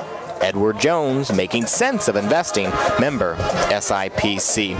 So let's go ahead and break down what happened in that first half drive-by-drive. You had the Farmers come out strong. You highlighted that, Nate. They just come out and run the ball right down your throat. Hayden gets it in from 9 yards out, makes it 6-0. And then the Rockets respond right away on a one-play, 65 yards to the left, and they just find the house, make it 6-6. Whereas on the next drive, where the Farmers burn a lot of time, 10 yards pass into the end zone, makes it 13-6. Then a turnover on downs by the Rockets. Then Judd Anderson finds 36 yards in on that big run that you were talking about. It makes it 19-6. Another turnover on downs.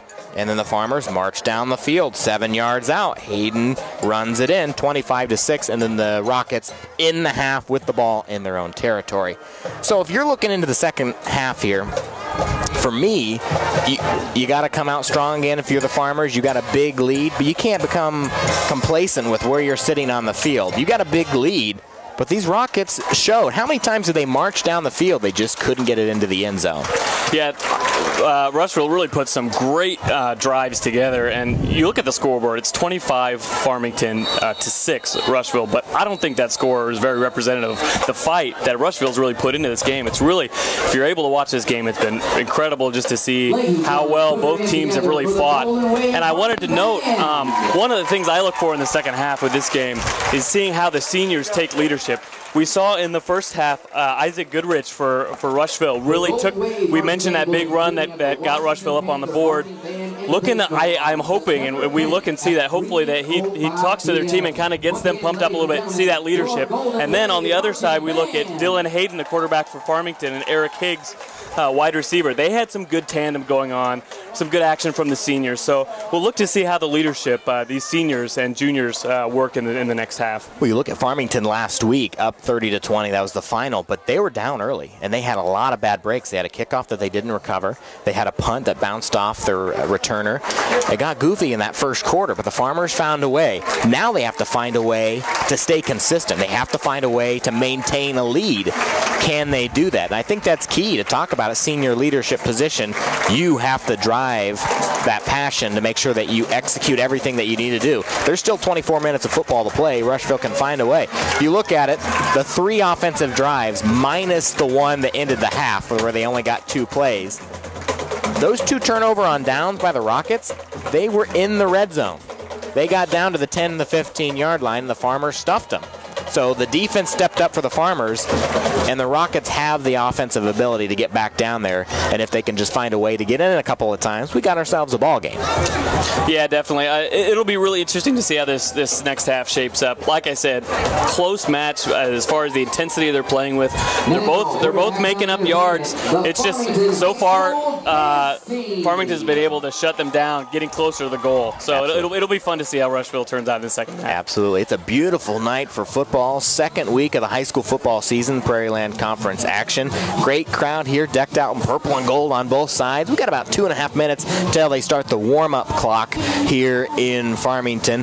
We're enjoying the Golden Wave Marching Band. We've got the dance team as well. You said something, there's a bake sale over by the concession stand. St. Jude, yep. Oh, my goodness. It's a fun night for sure. There's nothing wrong with little small-town football here in Farmington, all across the area. Beautiful night. We're going to take another timeout, and then Nate and I are going to get you all revved up and ready to go for that second half. The Farmington Farmers in Farmington, 25-6, the lead at halftime. Back in 60 seconds on CD Country 107.9 WCDD. Helping bring you tonight's game, Spoon River Animal Clinic, compassionate care when needed most. Hy-Vee, your employee-owned grocery store on North Main in Canton. The Bank of Farmington, with locations in Canton and Farmington. Remax Traders Unlimited, Susie McMillan, your local agent. WVYS, the voice of Fulton County. Stereo Village, located on South 4th Avenue in Canton. Wesley United Methodist Church, to know Christ and make him known. And by M. Bixler Video Productions. If you'd like to buy a DVD, call us. Welcome back, everybody, here in Farmington. CD Country 107.9 WCDD. 25-6 is your score. The Farmington Farmers out on the field first. I think they're ready to come back and play some football. Rushville taking their time to come back to the field. They're walking in from the southeast corner over there. Beautiful field conditions, completely different. This is something that I'm going to have to highlight from last week. The Farmington Farmers played on what looked like a sponge. We're talking 6-inch grass, real thick, luscious grass, and then you add the rain on top of it. Here it's a little shorter, a little bit more well-maintained. Well, maybe they meant to do that, and it slowed down the running game a little bit last week for the Farmers. So we've got about 2-3 minutes until we get the kickoff for the second half. This is your halftime show, as always, brought to you by CJ's Hair and Nail Salon in Canton. CJ's is your full-service hair and nail salon. Call 647-4711 for your appointment today. When we sign off, Nate, I'm going to have you read that last mention for CJ's Hair and Nail Salon, just like old times, okay? Looking forward to it. And then alongside Mark Bixler tonight, so he's got Bixler Video Productions up here as well. So if you miss anything on the air, you can always grab that video later. So great to have him along with us as usual. Nate back in the studio, making me sound as good as possible. I know that's a very tough task, but he finds a way to do it. So thanks, Nate, and everybody in the CD Country 107.9 family as well. We've got a guest up here in the booth. It's Nate Depperman, alumni of Farmington, and he used to call some of these games, basketball games. He found a way to get into the booth, so I saw him tonight. I said, come on up for old time's sake, and we'll talk about the first half. So it's been an interesting first half, a beautiful night for football. Looking forward, Nate, so you've got Illini West next week for the Farmers at Carthage. This is completely new territory for them. For us, I've never seen Illini West play. They've got limited access to their tapes. They've never seen them in person. Then you've got Havana later in the season. Peoria Heights Quest is, we don't know who they are yet as a team. It's been different throughout the last few years. The big one is Week 7. Elmwood Brimfield comes down here. Elmwood Brimfield is losing right now 14-6 to Anwan Wethersfield, but they blew up Stark County last week 47-6. So you're kind of circling a couple on the schedule.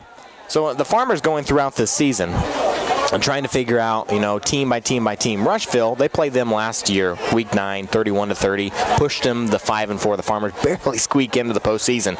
So this one's got to feel good if you can take this big win in Week 2. So we already talked about the second half. We want some senior leadership. We're talking about the run game for the Farmers. The big thing for me going forward is clock management. If you've got a 3-score lead, you can't just say, I'm just going to run the clock. You'd love to get some scores on the board and all that stuff. But one thing I got to ask you were down in the crowd for the first half. Are they liking tonight's ball game? Are they having a little fun down there? Oh, it's been a great game, and we mentioned in the about the first half. There's just been a lot of good running plays, a lot of good contact, scrapping around, multiple touches on these guys that are running the ball, and some great passing plays. So the crowd's definitely been into it, that's for sure. And it's been a grind. We've seen both teams really work hard, so it'll be fun to see how they continue on. Well, Nate Depperman joined me up in the booth. I said I'm going to let you do the last read for the halftime show. So, Nate, it was great to have you up here. We'll definitely see each other many more times, and maybe we can put the headset on a couple more times as we go throughout the season. So, Nate Depperman joined us. We'll put John back on, but go ahead, my friend, just like old times. What's our halftime show brought to you by today? Yeah, tonight's halftime show is brought to you by CJ's Hair and Nail Salon in Canton. CJ's is your full-service hair and nail salon. Call 647-4711 for your appointment today. It's like riding a bike, my friends. You hop back on, you're good to go. So we're ready for the second half. Nate, it was a real pleasure. We'll see you soon, and then we'll go ahead and get ready to rock and roll. Anytime. Thanks.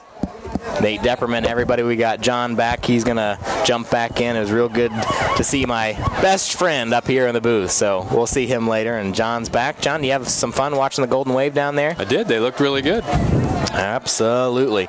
They gave us some insight. You're going to have to give us your insight as we go along as well. We broke down that first half. A lot of fun throughout that first half.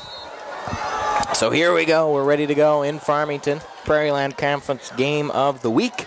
Rockets have the ball first. Oh, my goodness. And unloaded on the ball is loose. And the Rockets have it. Oh, my goodness. I did not see who put that hit on, but that was quite a hit. And the Farmers have the ball. But I think he pointed the wrong way. Okay, there we go. There we go. Wow, that would have been quite a turn of events, but that was a tremendous hit. I just didn't see who did it. Yeah, Downs is bringing that up to around the 35-yard line, and I reacted just as anybody would have in the crowd. You see him change directions all of a sudden, but the ball keeps going the other way. Rushville Industry. So here we go. Okay, Coach, you're putting your coach hat on here, 25-6. What did Rushville talk about in that halftime? I think talked about completing drives. They talked about, not breaking down at the end. Just because you can march from the 20 to the 20 doesn't mean anything if you can't put the ball in the end zone. And I'm sure they just talked about doing what they've practiced, staying on target, doing whatever they've trained them to do, because it just seems like the breakdowns happen as they get closer to the end zone. Bring up 2nd and 9 for the Rockets. Stop by number 75, John Turney.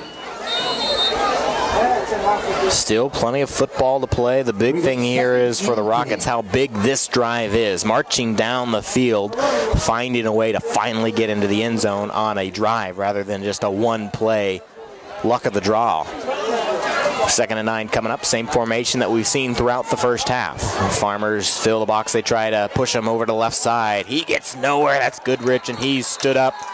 Did he get back to the line? I don't know. It's close if he did. Yeah, maybe. Yeah, it looks like they gave him about 2 feet.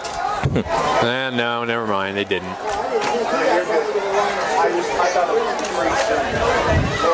If you're Farmington right now, your coaches, you're probably saying you just need one play here. You need one play, make them punt, and then if Farmington scores, it's going to be a tough hill to climb for Rushville. Field full of Farmers. Third and this is a big turning point in the game, really. Even though you think, really, the second half just started. This is a big play. If Farmington stops them and makes them punt, it is a big turning point. 3rd and 9 coming up here for the Rockets. Farmers have one man back about 10 yards. Fletcher misses one tackle. He's still on his feet. Finally taken down. That's Bazile Buckner. But what's the flag? Well, I think they're going to get Andrew Malcolmson there, the end, for trying to hold Mr. Fletcher back from making that tackle, but he did such a nice job of getting penetration. That was a tremendous defensive effort there on the part of Jack Fletcher, and I'm sure as they're talking to him there, it's got to be on Rushville Industry. And you look here, so you've got 4th down if you decline, and they do. And where the ball is spotted, it should be 4th and plus 10, so it should be 4th and 11. I haven't seen them run in anything that looks remotely like a punt formation. Now, maybe they are, but it's the same guys they've had out there since the beginning. John, how many punts have we had tonight? Zero. 0 punts. The Farmers have scored on all 4 possessions, and the Rockets have 2 turnover on downs and the half on their 3 possessions. There's the snap. There's the punt. Down to the 30, takes a rocket bounce, picked up, brings it back this way. He's got a couple of jerseys to miss, misses. No, he can't get around him, and he's taken down at the 30, and that's where the Farmers will take over. Isaac Goodrich made a nice open field tackle there on Ethan Kenny to keep that punt basically where it landed. Kenny had a few yards going to the right, but then reversed field and lost the yards that he gained. Kenny with the punt return. Brought down by number 36, Goodrich.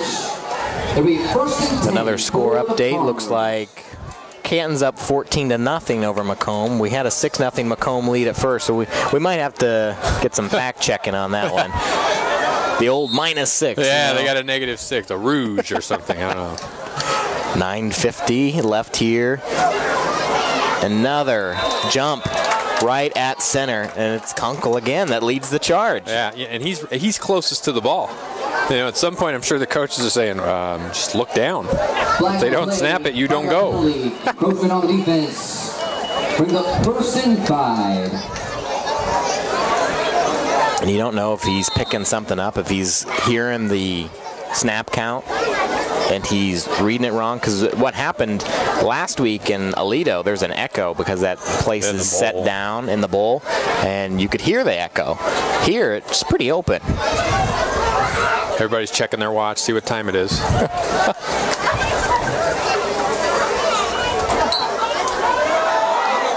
Marion comes left and somehow finds his way, and we've got a flag. We got a flag at the 40. I believe that will be a hold based on who threw the flag, but we'll see.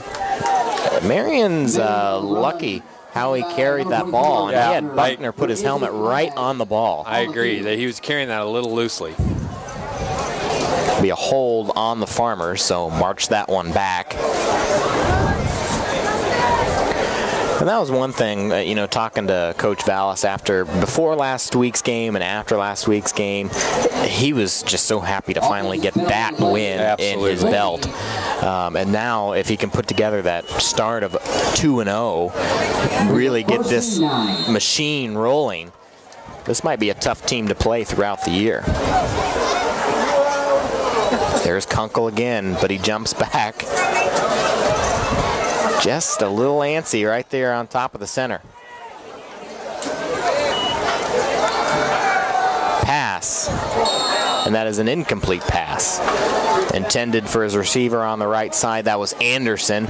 Just bounces into his hands. Now, the only reason that's an incomplete pass is because it was forward. He turned and threw it to the side. If it had been backwards, the ball can hit the ground and still be played because that's a pitch. Number 22, Anderson.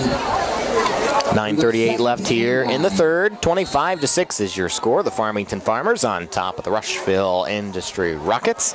The Rockets on the road. They had a big 30-7 win over Bushnell Prairie City, West Prairie last week, but now struggling to get on the board.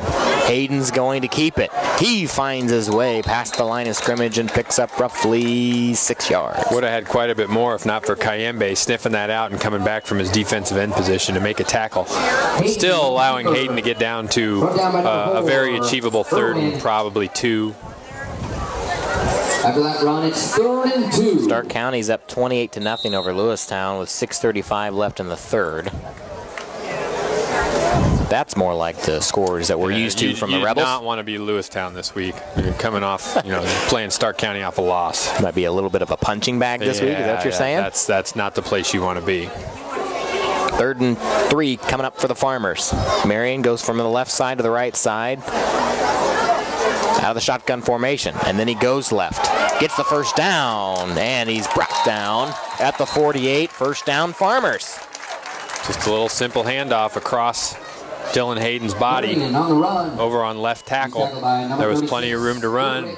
He did a good job, too, of just going north and south and making sure he got the yards he needed. Well, John, break that down for me real quick. So he's standing on the left. then shifts over to the right. I mean, we're talking a difference of 2 yards. Right. Does that make that much of a difference when It you're does. coming out of the backfield? It does because of the angle that the runner's going to run. It's the path. So what you're trying to do is run away from a linebacker who's coming at you. That's why you choose to have the runner on one side or the other. 1st and 10. It worked.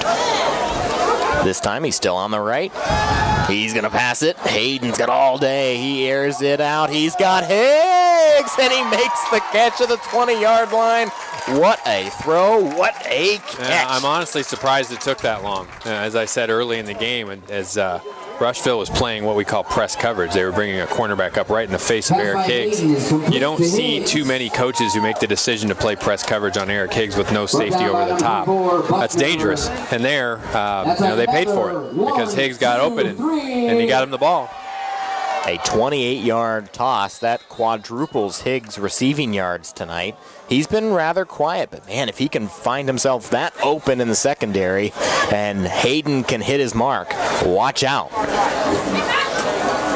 2 wide each side, ball in the far hash, shotgun, Marion left. Hayden rolls left. He's going to air it out. He's got Higgs again and dives in for a touchdown, but waste on the flag. The official that threw the flag is standing there looking too excited, Yeah, so I'm guessing that's on Farmington. Yeah, he didn't put his hands up, so I'm guessing that flag might be on the purple jerseys. Number 9, Higgs. There is a flag on the field. Let's see what we got here. A little conversation between the stripes down there. They're marching it back. We still don't have a signal yet.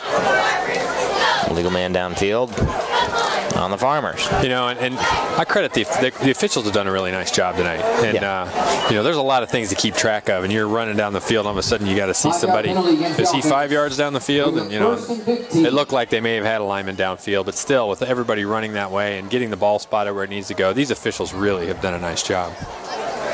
Yeah, one of the most thankless jobs. And the best official's the one you don't notice. So let's try it again. 1st and 15.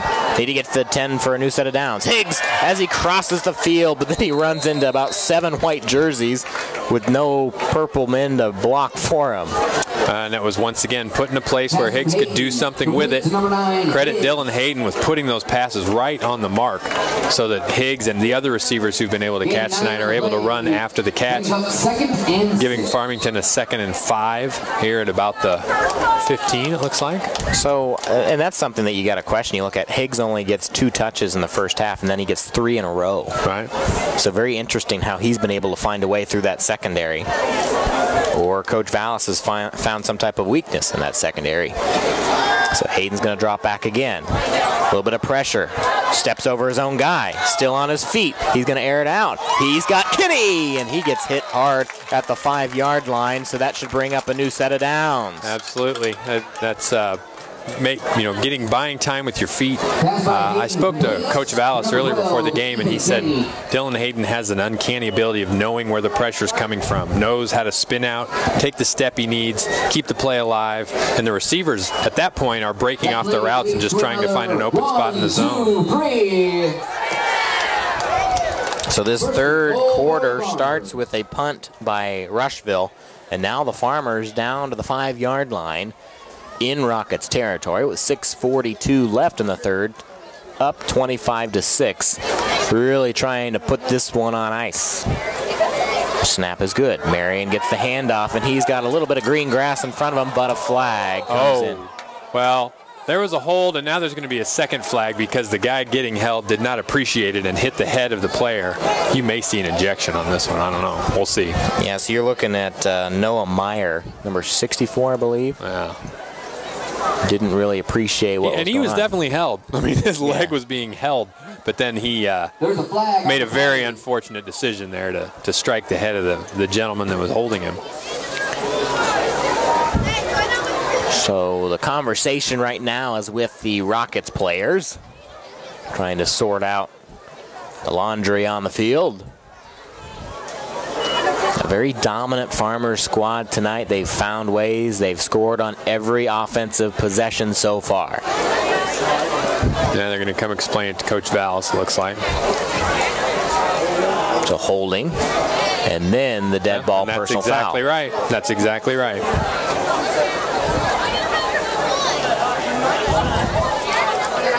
So his conversation now is the execution of the play. So what happens is you've got the hold that will bring back the play, but then you have to execute. So what will happen is you'll still have a first down, so you'll still have 4 opportunities to get it into the end zone. Well, the interesting thing here is, and what some fans might not understand as they're watching this, how does Farmington move back on a more extreme penalty than the other? But what happens is you march back 10, and then because it's inside the 20, they're going to, or inside the 15, it's half the distance to the goal. Right. So they actually get backed up a little bit. I'm really surprised they didn't eject that player, to be honest with you. Brings up first and goal. So now the Farmers still have 4 opportunities.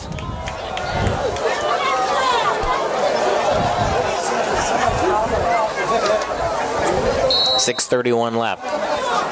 Farmers definitely had this one in their sights. They didn't want to put this one, you know, oh, this is going to be an easy one because the Rockets looked good last week. And there's a throw.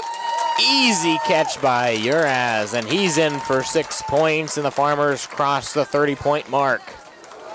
You know, Dylan Hayden, once again, I've said it and I sound like a broken record, but he is putting every pass right where it needs to be. I mean, they're just pinpoint. And you know, he looks like somebody who's been starting more than 2 games. 31-6 is your score. Now let's see if Johnson can improve his record. He's 1 for 4 so far tonight.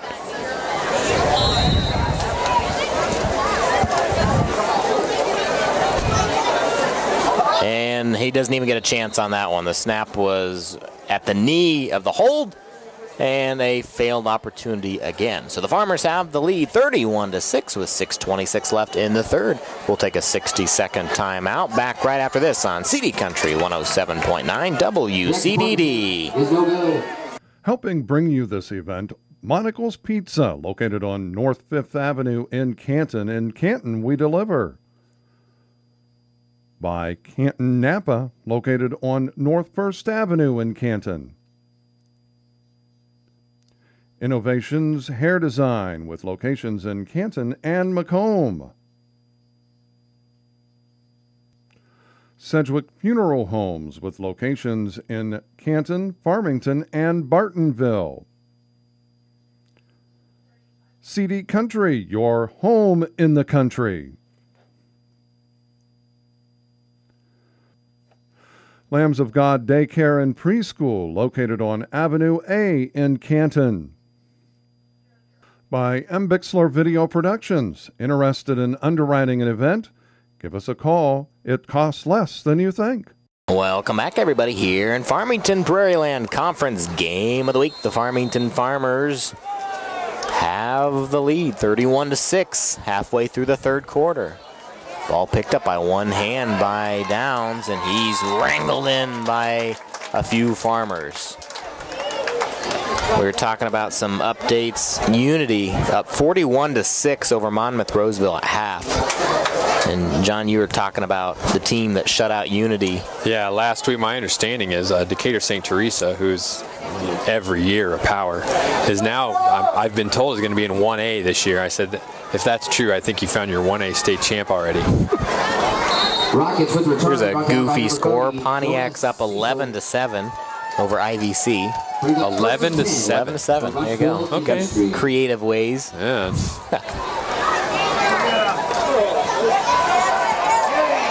And taken down short of the line of scrimmage. Another loss forced by the Farmers. Fowler gets nowhere. Ethan Kenny came up from his linebacker position to make that tackle, leaving it at second, no gain. Rushville's got to start feeling a little frustrated here. 31-6, that 25 points is going to be really tough. And you know, at this point, I think they're starting to think maybe that first play was a fluke, you know, because you know, you score in your first play and you got all sorts of confidence, but now nothing since then. That starts to make you think, you know what, I think we were lucky. We do have the right score this time. The Canton Little Giants are up 14-0 over Macomb. So that 6 appeared randomly. Somebody might have been putting it into the system wrong. You know, technology only goes as far as the user. That's right. which I screw up a lot. So. Dewey wins. Remember that in the paper? Yeah, way back in the day, right? I guess you can categorize that as technology, right? Oh! Ball flies up in the air. They're going to call that an incomplete pass. As Stover was falling down, he was able to move somewhat forward with his hand, and it just shot up straight in the air, incomplete. Jonas Cecil came from his outside linebacker position on a B line, right, for Stover as he went to throw, and I'm very happy Stover did not get hurt on that because he was very much exposed as Jonas Cecil hit him. That's a name that we haven't called much tonight. He was all over the field last week. Galesburg's up over LaSalle Peru 29-13. That's good for Galesburg. Late in the second quarter. Rock Ridge up 33-13 over Hall. Rockets come to the line. They're going to run it right up the gut, and that one goes nowhere, so bring up fourth down. Kiwani's up 20-0 over Riverdale. I'll be interested to see here. I'm guessing they're going to punt. Rushville Industry, I mean, but we'll wait and see, because if Farmington scores again, now we're starting to talk about the possibility of a continuous clock. Alleman's up 14-13 over Metamora at half. Alleman, who was absolutely demolished last week and Metamora, by Notre Dame. Yeah, so you're looking at Metamora. That's a big one that they've got to put in the win column. Snap is good. Grabs it. End over end kick right over the head of Kinney. That one's going to take a rocket roll all the way down to the 5-yard line. Nice Great punt. Great punt. There's something. There's that silver lining that we're looking for. Oh, Elmwood Brimfield scored again. Looks like it's 14-12. Maybe they're going for 2 at this point. I don't know. And it's interesting. Those first 2 weeks of the year when you're trying to gauge where everybody is talent-wise. Anawan Wethersfield, they're good, but they are short on depth. They canceled their sophomore season, I've been told, and they have somewhere in the neighborhood of 25 athletes out 9 through 12. That's just crazy. Yeah. So you have 2 or 3 guys go down. You're looking at a very different season the rest of the year. Then you know that's something that's plagued the Farmers over the last many years. They get that one guy that goes down, takes them out for 2 or 3 games. So now the Farmers have the ball deep in their own territory with 4.5 minutes left here in the third. This one's going to be a run right up the gut and gets them out of the shadow of their own goalpost. Evan Marion just took it right up the middle. Coach Vallis, I'm sure, saying nothing fancy here. Let's just get it out of our end zone and get it some room to move. 2nd and 3. Got quite a battle going on between Washington and Morris, 2 powerhouses. 7-0 at halftime in favor of the Morris Redskins. Ridgewood at the end of 3 is up 14-13 over A-Town. Wow. A-Town trying to figure out who they are as a program. Things have changed over the last several years. Hayden takes the ball himself. And gets hit by big number 99. Found a way through. He's been waiting to light him up. And stops him just short. Makes it 3rd and 2. He's tackled by number 99, Hiende. Brings up 3rd and 2. Quentin King with a touchdown run puts Mercer up over Illini West 41-6. Wow. Did not see that score coming. So if you use the old football transitive property, if I beat Mercer County by 10 and they beat my next opponent by 40, I by default beat them, right? Well, you're talking to me about getting some big vocabulary here. Transitive property. Well, the correlation, I believe, is the R squared is 16 on that. So, it doesn't really, whereas it doesn't really work that way. It's all about matchups. You can have one team blow out another, and then the next week, it's just because of matchups, it doesn't work that way. Or you have teams that beat you in the regular season, and then you find their number in the postseason. That's right. You just never know. That's why they play the game.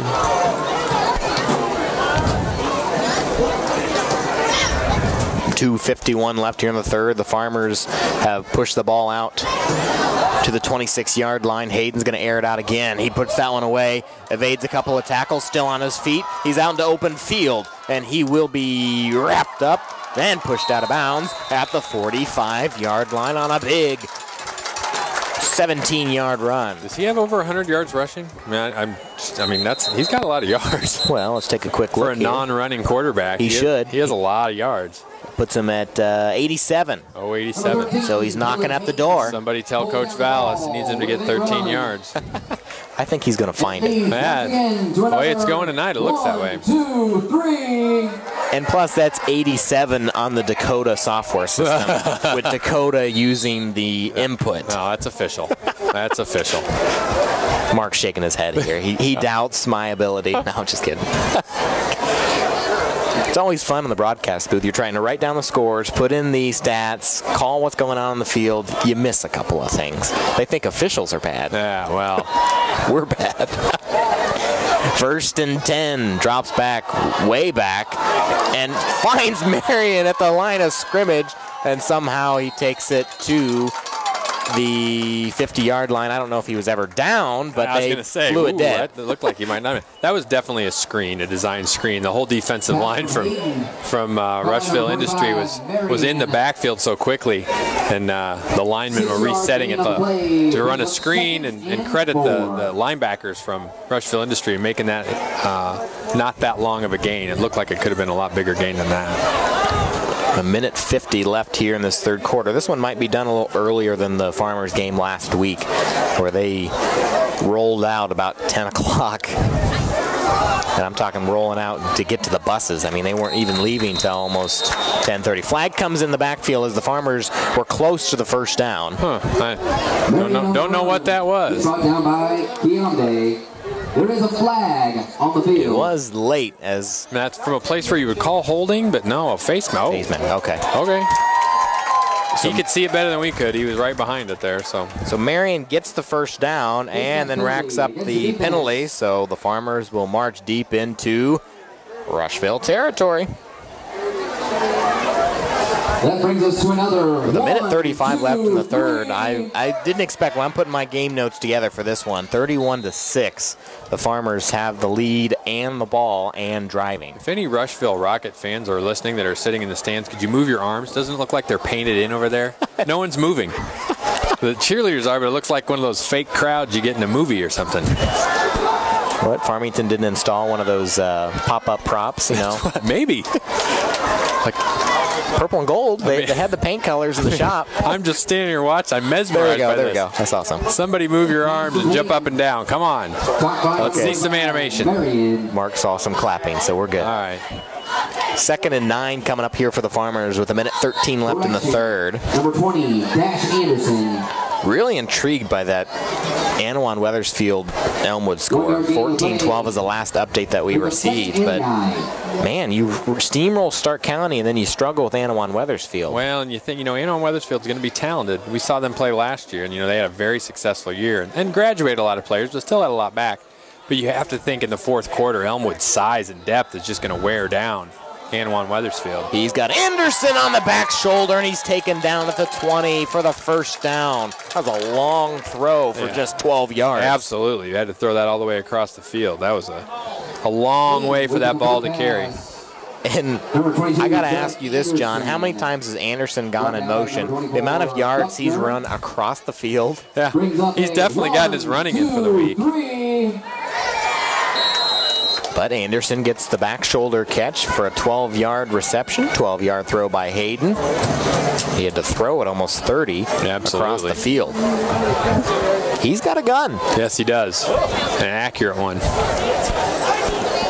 25 seconds left here in this third quarter. Here comes Anderson. Crossed his face. There's the snap. Looks left. And throws it at the feet of Anderson. Good play by Hayden to get rid of that one. I'm starting to think Coach Vallis is mad at Judd Anderson. That's just run. You're getting your running in tonight. I mean, that's another 55 yards he ran. He's been key on setting up a couple of plays as he comes across. He sets up the block. He's had a couple of big receptions as well. So, player going off to the sideline made it about halfway there and then just toppled to the ground. Now he's back up, and that's maybe cramped up. It looks like maybe. A couple of big guys come out and help him. Yeah, that's Jordan Kunkel. Yeah, and he's actually helped off by Jacob Kunkel. Yeah. Yeah, that looks like a cramp. At least I certainly hope it's a cramp. Yeah, absolutely. And we've got a timeout on the field, so we'll take a quick timeout as well back in 30 seconds on CD Country 107.9 WCDD. On the field. Helping bring you tonight's game, Spoon River Animal Clinic, compassionate care when needed most. Hy-Vee, your employee-owned grocery store on North Main in Canton. The Bank of Farmington, with locations in Canton and Farmington.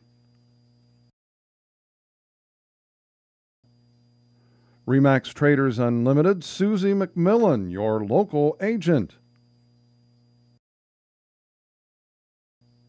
WVYS, the voice of Fulton County. Stereo Village, located on South 4th Avenue in Canton. Wesley United Methodist Church, to know Christ and make him known. And by M. Bixler Video Productions. If you'd like to buy a DVD, call us. Update from that. Oh, you got some as well? Elmwood's up on Anawan Weathersfield now 20-14. Looks like a pick six for 35 yards. And then a 2-point run by Jackson Harkness with 11:52 in the game, 20-14. Wow. We might end up with the old shootout at the end. Yeah. But an 8-point lead, or a 6-point lead, sorry. Right. They got an 8-point score. It's a big swing. So now the Farmers come back out after the quick timeout. 2nd and 10 coming up for the Farmers. Run left. Topples over a couple of players and finally taken out. That's sophomore Dash Anderson. What a great running back name, Dash Anderson. Dash Anderson with the run. Tackled by number 36. Yeah, I was talking about Carey last week, but yeah, that's got a nice ring to it. It's like Bolt, you know. Exactly. 3rd and less than 1 coming up here for the Farmers with 0.1 seconds left on the clock. Good job by the clock crew here. There's the snap. That's the quarter. And here's a run. Stood up at the line. Good. Nothing doing. Stood up by Mr. Kunkel. And the Farmers will have the ball, but they'll have to march it to the other side to finish out this drive at the other 10. 31-6 is your score after 3 quarters. Back in 60 seconds on CD Country 107.9 WCDD. Helping bring you this event, Monocle's Pizza, located on North 5th Avenue in Canton. In Canton, we deliver. By Canton Napa, located on North 1st Avenue in Canton. Innovations Hair Design, with locations in Canton and Macomb. Sedgwick Funeral Homes, with locations in Canton, Farmington, and Bartonville. CD Country, your home in the country. Lambs of God Daycare and Preschool, located on Avenue A in Canton. By M. Bixler Video Productions. Interested in underwriting an event? Give us a call. It costs less than you think. Everybody here in Farmington had a little moan from the crowd when they heard that Elmwood Brimfield was up over Anawan. Well, no bad blood here.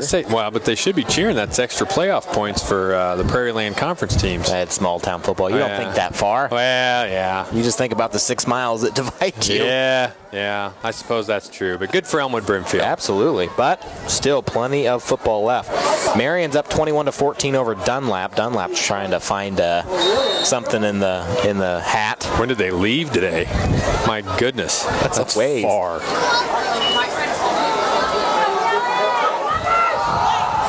Oh, my. And a touchdown throw to Uraz. He's going to go-to guy tonight. Uraz had a big night.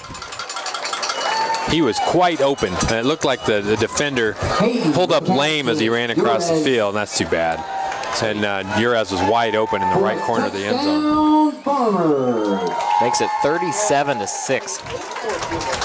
We're going to try another extra point here and see if we can see a successful extra point tonight. Well, I guess we've had one. Yeah, so he's 1 for 5. Except, yeah, the team is 1 for 5. Johnson's 1 for 4. And then one was 0 for 1 on even executing it. Yeah, just on a bad snap. So let's see here. Oh, they're going for 2. Yeah, why not? And he's open. There you go. Was that Settles? Johnson to Settles. Why not? Makes it 39-6 on the 2-point. If the leg's not working, why not throw it? Exactly. Right? That was well conceived. So 39-6, your score with 11:54 left in the 4th. Back in 60 seconds on CD Country 107.9 WCDD. Helping bring you tonight's game, Spoon River Animal Clinic, compassionate care when needed most. Hy-Vee, your employee-owned grocery store on North Main in Canton. The Bank of Farmington, with locations in Canton and Farmington. Remax Traders Unlimited, Susie McMillan, your local agent. WVYS, the voice of Fulton County. Stereo Village, located on South 4th Avenue in Canton. Wesley United Methodist Church, to know Christ and make him known. And by M. Bixler Video Productions. If you'd like to buy a DVD, call us. Welcome back, everybody, here in Farmington, and the Rockets fall on that kickoff. It is 39-6. The Farmers up big. We've got some scores, and guess what? Elmwood Brimfield's found a way. It's 28-14 with just a few minutes left in that ball game. Here's a good one. 28-21, Peoria Heights Quest over Princeville. Interesting. So big comeback. Heights is trying to knock at the door 2-0. Good for them. For the first time in 22 years, I believe. Let's see here. Centralia 28, Morton nothing at half. Morris 7, Washington 0, and then DMAC 42-0 over Ridgeview. Rockets have the ball. Good field position here at their own 45-yard line, and it will be a run up the gut for no gain. Let's see, Knoxville down by 1 to Mid-County, 21-20.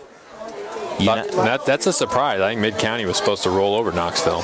So Knoxville sticking in there. Stark County's up 35-0 over Lewistown. Hayworth up 52-0 over FCW. Wow. FCW's given up a lot of points in 2 weeks. United up 22-13 over Bushnell Prairie City, West Prairie. Let's see what else that we've got here. 7-3 Morris over the Washington Panthers. Wow. They just got a field goal. Let's see what else we've got here on the old scoreboard. As a quick run to the right side. And that one goes nowhere. The Farmers shut it down. You know, the Farmers' defensive line over the last quarter has really just started to take over. There's just not been any room at all for Rushville to run, pass, do anything. Peoria up 42-6 over Richwoods.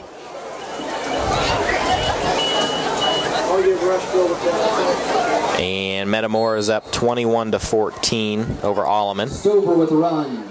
And then we've just had that update for the 35-0 Rebels over Lewistown. North Fulton up 14-6 over Havana.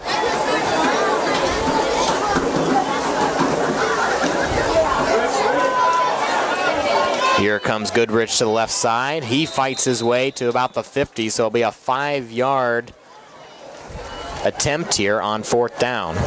You got to believe they might as well go for it here. Rushville Industry, really nothing to lose at this point of going for it. So you got 4th and 5. Be interesting to see what they do here. Cans up 21-0 over Macomb, 3rd quarter.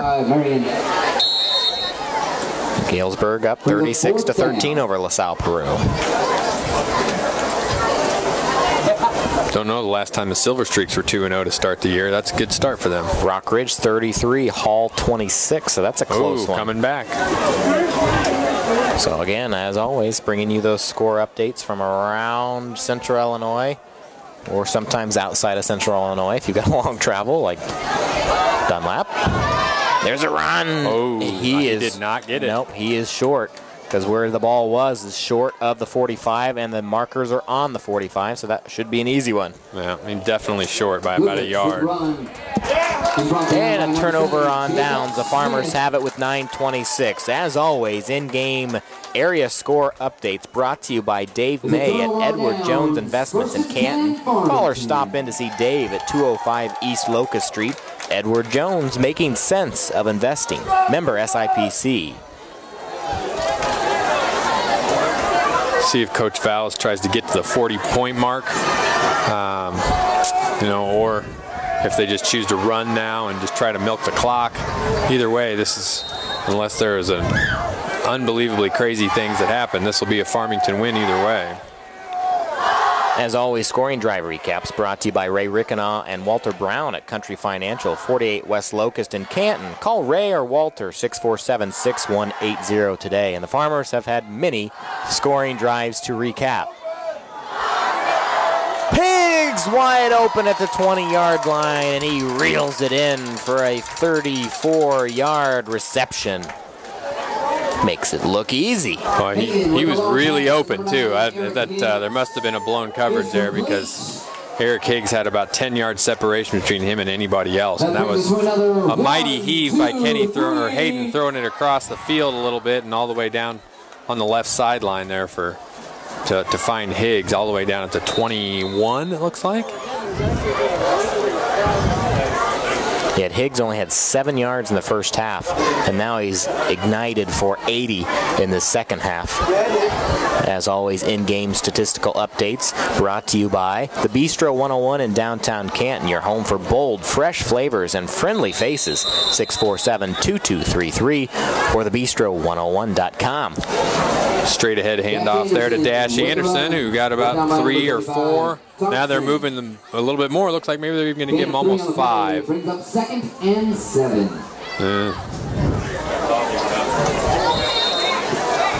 8:44 left here in the fourth. Farmers up big, 39-6. You take away that 165-yard run by Goodrich. There are no points on the board for this Rocket squad. Hard to believe after it started out 6-6. There's a run right towards the teeth of the Rockets defense. And Ethan Downs had him for about a 3-yard loss, Anderson that is, and Anderson was able to wriggle loose of that to get about a yard or 2 on that play. Going to roll under 8 minutes to play, and like you said, John, this is really you're executing your offense. Just say, here's a couple of easy plays right at you. Let's just get this clock rolling, and another thing, not get anybody hurt. Exactly. We do have a final that rolls in from the Elmwood Brimfield Anawan Weathersfield game. We'll let you know. They're getting close. They are just a little bit ahead of this game in terms of game time. There's a run left. Is he going to make it? No. Yes! Oh, my goodness. He just squeezes in, and the ball crosses the plane. Touchdown for the Farmers. Dash Anderson, the sophomore, spreading the scoring around. Farmington's done a really nice job tonight of getting lots of different players involved. You've had lots of different players get big gains and or scores. On the run leads to another Farmington touchdown. Now I got to make sure I've got D. Anderson, not T or not J. Correct, yeah. That's the big extra point here. You're going from either no continuous clock to continuous clock. Kick is up, and it is wide right. Oh, that definitely had the leg. And another miss by Johnson makes it 45-6. So it'll be the same clock that you've had throughout. So 7:39 left. Farmers with a big lead. Back in 60 seconds on CD Country 107.9 WCDD. Helping bring you this event, Monocle's Pizza, located on North 5th Avenue in Canton. In Canton, we deliver. By Canton Napa, located on North 1st Avenue in Canton. Innovations Hair Design with locations in Canton and Macomb. Sedgwick Funeral Homes with locations in Canton, Farmington, and Bartonville. CD Country, your home in the country. Lambs of God Daycare and Preschool, located on Avenue A in Canton. By M. Bixler Video Productions. Interested in underwriting an event? Give us a call. It costs less than you think. Welcome back, everybody, here in Farmington. Prairieland Conference Game of the Week. Well, if you're on the Farmer side of the field, you're pretty happy. If you're on the Rushville side of the field, you got a long drive. Yeah, that's a long way home. Good job by the Farmers as they sniffed out that kickoff return and shut them down deep.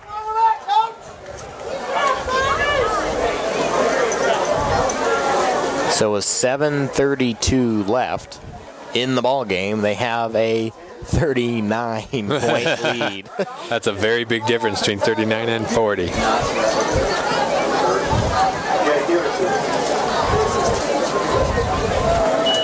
Yeah, like I said, John, it's just after 9 o'clock. Compared to about this time, it was roughly 9:40-ish last week for the Farmers in this part of the game. But that last 6 minutes went very quickly last week in Aledo. Run right up the gut, picks up a few yards there for the Rockets. It's one of the staples. I believe that was Downs or Goodrich. I'm not sure who that was with the carry. Rockets with the run. Tackled by number 25, Marion. Just not been able to get anything going offensively, except for one play. And it looks like Coach is starting to substitute in some players now, too. Looks like Dylan Kinney checks out. Wasn't sure who actually stepped in for him.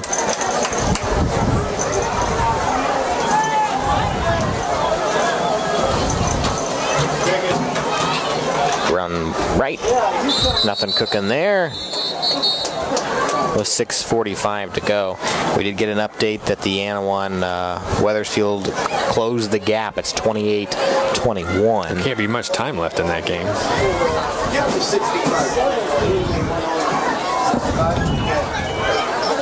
It is a final in Lewistown, 35-0. So Stark County takes out their frustrations on the Indian squad. Number 65, John Schmidtgall. So that means Lewistown falls to 0-2. Wow. Bring them 3rd and 3. Last year is a good example. They fell early, four straight, and then fought their way back. Yeah. And they're a young team. I mean, I know they have a lot of really talented sophomores on that squad. Run up the gut. This will bring up 4th down, just short of the line of game. Mid-County wins 21-20 over the Blue Bullets of Knoxville. Deer Creek backing off, 42-0 final. So they're rocking and rolling in Deer Creek.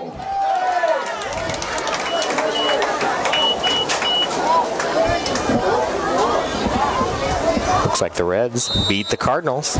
So the Cubs now have a 16-game lead in the Central Division. I said 16, 1-6. Yeah. Oh, for all you Cardinal fans out there, that's not usual place. You're really not there very often. I was watching the game this afternoon, the Cub game, and they put the magic number up. What is it now, like 23? Well, it was 14. Oh, that much. So now it is 13. That's incredible. So on September 2nd, their magic number is 13. I know we're supposed to be neutral on the radio, but I'm a Cub fan, and ha-ha Cardinals. Because we've watched this for years the other way, so we're going to enjoy this one. I always tell those Cub fans, and I am one as well, but I always tell them, you know, great regular season doesn't mean a whole lot if you run into a buzzsaw. That's right, and the Cardinals could come back in the playoffs and just destroy the Cubs. That could absolutely happen. But or the Dodgers might get Clayton Kershaw back. Or the Giants or the Nationals or the Mets. I mean, you saw last year what the Mets did to the Cubs. And they're tearing it up again. Yes, they are. Almost swept the Marlins and finding a way to do it. So crazy stuff. That's why we love sports. It's always interesting. Tomorrow's matchup, Arietta and Baumgartner. That's no big deal. Yeah. Ooh. Snap is bobbled but picked up and somehow weaved through the line. That's Hayden Brott, sophomore quarterback for Farmington. You made it easy for me. I only have to remember 3 names rather than 4, right? That's right. Say Hayden. You're good. Let's see. Rockridge still cleaned that lead over Hall, 33-26. Notre Dame put up 56 against Manual. Boy, Manual struggled. They've really, them and Morton the last few years have just really had a tough time. North Fulton cleaned an 8-point lead over Havana. Penalty on the play. Sets up 1st and 15 for the Farmers. Let's see, trying to find any other score updates. Yeah, you said Centralia 49-0 over Morton. And Centralia is a basketball powerhouse. They're not known for their football, so good for the orphans down there of Centralia. Well, 28 all in the Elmwood Brimfield Anawan Wethersfield game. Oh my! Just got that update, so oh my. Don't exactly know what happened, but we have a barn burner. 59, Kyle Whitaker. Oh, they're down by 14 points, and they find a way. Wow. They've got to be exhausted. 22-21 United over West Prairie, Bushnell Prairie City by 1 point. They want that win. BPC. Here's a run. Taken out of bounds. Hayden Brott faking the handoff across to Dash Anderson and takes it on the right side on his own. Gets it all the way down to 3rd and about, see where they spot it, 6, 7? 35-28. Peoria Heights Quest over Princeville. Wow. With how much left there, Mark?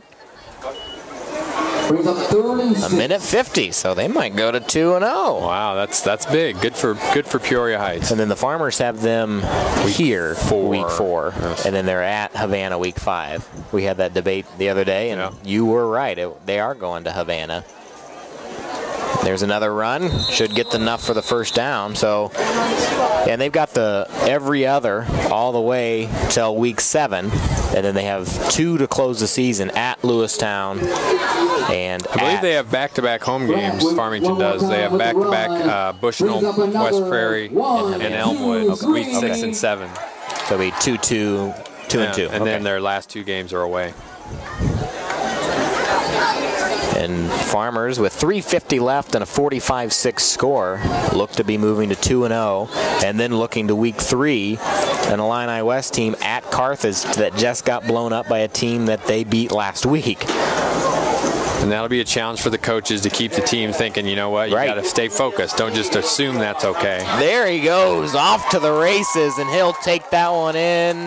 No signal yet. Looks like they're not. Touchdown. Dash Anderson gets his 2nd touchdown of the game. That was a long run. He showed why his parents named him Dash. Very prophetic as he displayed some speed there. Yeah, he's got 42 and 20 on the last couple of big carries. Just got patted on the shoulder as the coaches leave the box for the Farmers. That's always a sign of you did good tonight. That's right. Got 51-6. It looks like they're going to attempt an extra point. We'll see. A little excitement here. Rushville didn't even rush at all.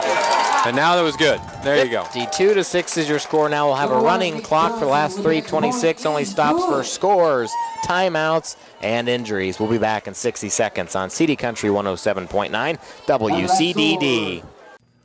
Helping bring you tonight's game, Spoon River Animal Clinic, compassionate care when needed most. Hy-Vee, your employee-owned grocery store on North Main in Canton.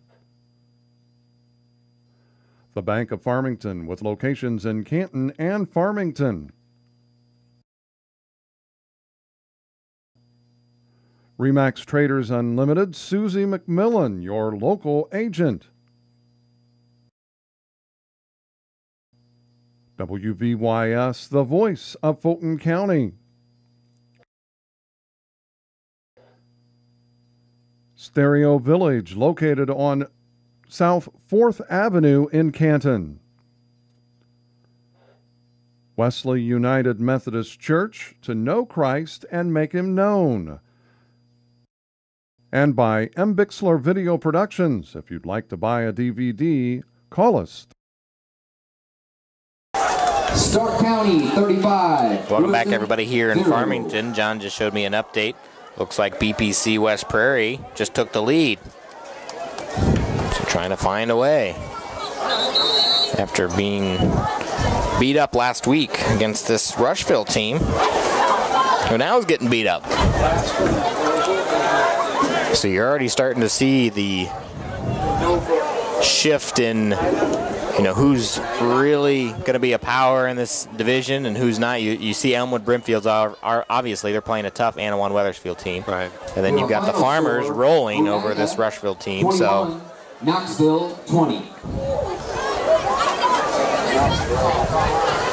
So the clock is rolling. We'll roll under 3 minutes here with the Rockets with an opportunity to score for their first time since their first offensive possession. Otherwise, it's been nothing. The clock should be winding here the whole time. And stay tuned for our post-game show brought to you by Monocle's Pizza, home of the family pleaser. Dine in, carry out, or delivery 647-1127. Monocle's, your perfect post-game stop. 135 North 5th in Canton.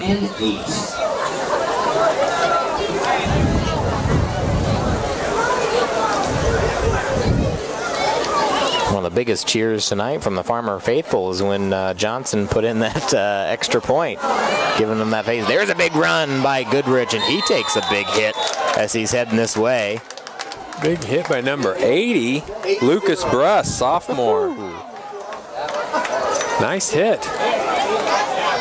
I don't know who gave the hit on the kickoff, so I have to give Bruss the hit of the game so far because that's the only number I saw. But that was a very good hit.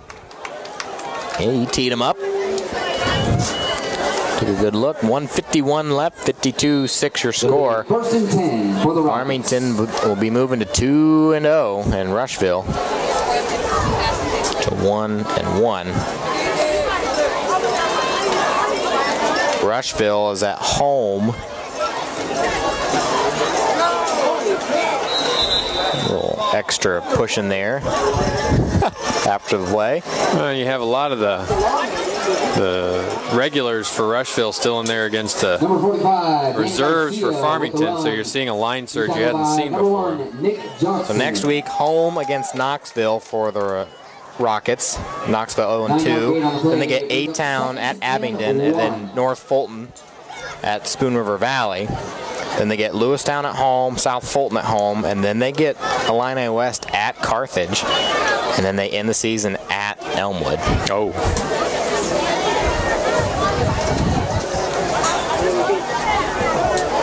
Heights Quest, 35-28 final. They move to 2-0. Hats off to the Patriots. So the Farmers kind of have to put a couple of notes by that game. And we're down to the final 30 seconds here, Dakota. See if Rushville Industry gets another playoff here, or if they're going to say that's it. Farmington at Illini West next week, then home against Peoria Heights, then at Havana, then you're right. West Prairie, Bushnell at home, Elmwood, Brimfield, week 7 at home, then A-Town and Lewistown on the road. The Farmers still have a difficult schedule ahead of them. 10 seconds left here in this ball game in the Prairieland Conference Game of the Week. And fitting end to the game for the Farmers defense, they force a fumble on the snap, picked up by the Rockets, and your final 52-6. The Farmers take care of business for their first home game of the year. We're going to take a quick timeout and come back for your post-game show brought to you by Monocle's Pizza. Back in 2 minutes on CD Country 107.9 WCDD. Helping bring you this event, Monocle's Pizza, located on North 5th Avenue in Canton. In Canton, we deliver. By Canton Napa, located on North 1st Avenue in Canton.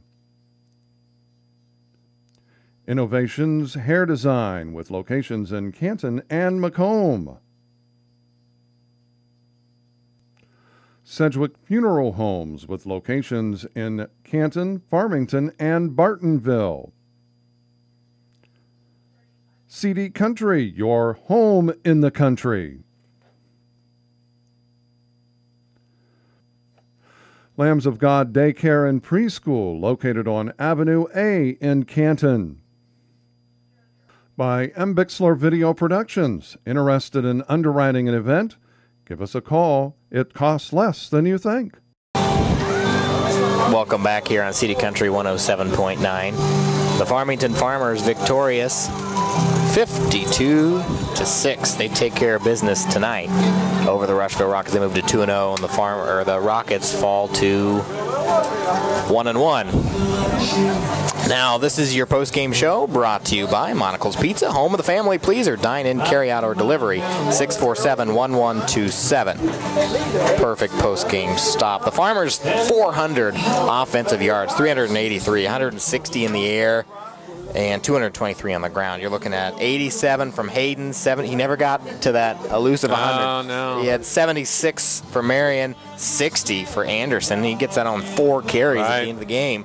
And then you had 39 in the air to Kenny, 45 to Anderson, Judd Anderson, Higgs with 76, and that comes on the 4 receptions in that second half. Right. And then you had 16 yards on 1 pass to actually 3 passes to Uraz, including 2 touchdowns, and then only 136 total offensive yards for the Rockets. They just couldn't get it rolling. They had the one big 65-yard play. They got half of it in one play. So that's really all you have to say about the stats for the Rushville Rockets. They just weren't able to capitalize on their big drives. All stat updates brought to you by the Bistro 101 in downtown Canton, your home for bold, fresh flavors and friendly faces. 647-2233 or thebistro101.com.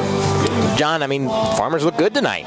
Yeah, absolutely. And, Rushville came in and Farmington figured they'd be in for quite a game. And at about 3 minutes into the game or 5 minutes into the game, it sure looked like that's what they were going to have. And then, the wheels just kind of fell off for Rushville Industry. But, you got to give Farmington a lot of credit because they made Rushville look bad.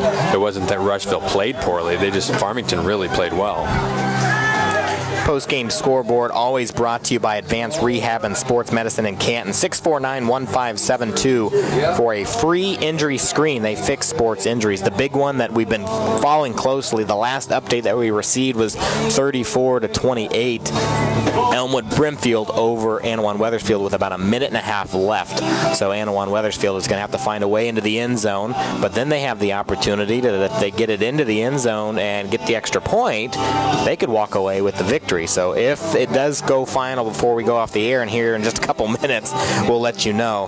As always, thanks to Advanced Rehab and Sports Medicine. And your post-game show brought to you by Monocle's Pizza, home of the family pleasers. So kind of final thoughts on this. You looked at offensively, the Farmers clicked. They finally had a game that started well and finished well and was good throughout. They didn't have bumps in the road. Everybody comes off healthy. I mean, you had hard tackles, Hayden finding the holes, Higgs getting open, Anderson running all over the place. Then you get Dash Anderson thrown in there, Uraz with 2 touchdowns. Everybody contributed tonight. Well, and something we really didn't talk about much, Dakota, was the offensive and defensive line play for Farmington really did a nice job. I mean, you have Dylan Hayden, who's able to spread the ball over the field because he had lots of time, and obviously they had some well-conceived plays, and Farmington has a lot of skill players, but you're not able to do that if you don't have all the time in the world, and really credit both the offensive and defensive line play of Farmington of really taking control of this game basically in the middle of the second quarter and really just owning it from there. Yeah, and for Rushville moving forward, you fall a 1-1. You got a tough match next week. Knoxville 0-2, so hopefully they can get back on their winning ways because they really look at it. If you look at that black division, Rushville looks like they're the one. Yeah, and on paper, I think at the beginning of the year, people would look at that week 3 matchup with Knoxville and Rushville saying that might be your conference championship on the black side. Right. And then for the Farmers in the blue division, you can already see this map coming together for week 7. The last game of the conference season. Because conference starts next week already. Week 3, Illini West will be a whole new dimension. It's going to be a new team, a new place to play for the Farmer faithful. Well, it's definitely better than no disrespect to River Valley, but that that had gotten to the point where it was either a blowout or a forfeit, and that wasn't helping anybody. Right. So Illini West is a great addition to the conference to provide a lot more competitiveness and really help the depth of the conference. So that's a good change. So your final tonight, 52-6. The Farmers get their second win of the season. They are 2-0. Toby Vallis must be happy with that outcome. His first time being undefeated in the first 2 weeks of the season. This is your post-game show brought to you by Monocle's Pizza, home of the family pleaser. Dine in, carry out, or delivery 647-1127. Monocle's, your perfect post-game stop, 135 North 5th in Canton. Well, we had a team tonight. We had Mark Bixler with Bixler Video Productions up here. John Asplund doing the color throughout the two halves. We had Nate Depperman stop by for the halftime show. Dakota Horn, Nate back in the studios. The whole CD Country 107.9 family. We thank you for tuning in every Friday night for the Prairieland Conference Game of the Week. We've been to Lido, we've been to Farmington, and stay tuned to cdcountry1079.com on our Facebook page to see where we're going to land next week. Friday nights, there's going to be a few good-looking games that we might have to check out. For everybody at CD Country 107.9, your final night, the Farmers of Farmington, victorious 52-6 over the Rushville Industry Rockets. So we'll see you next week.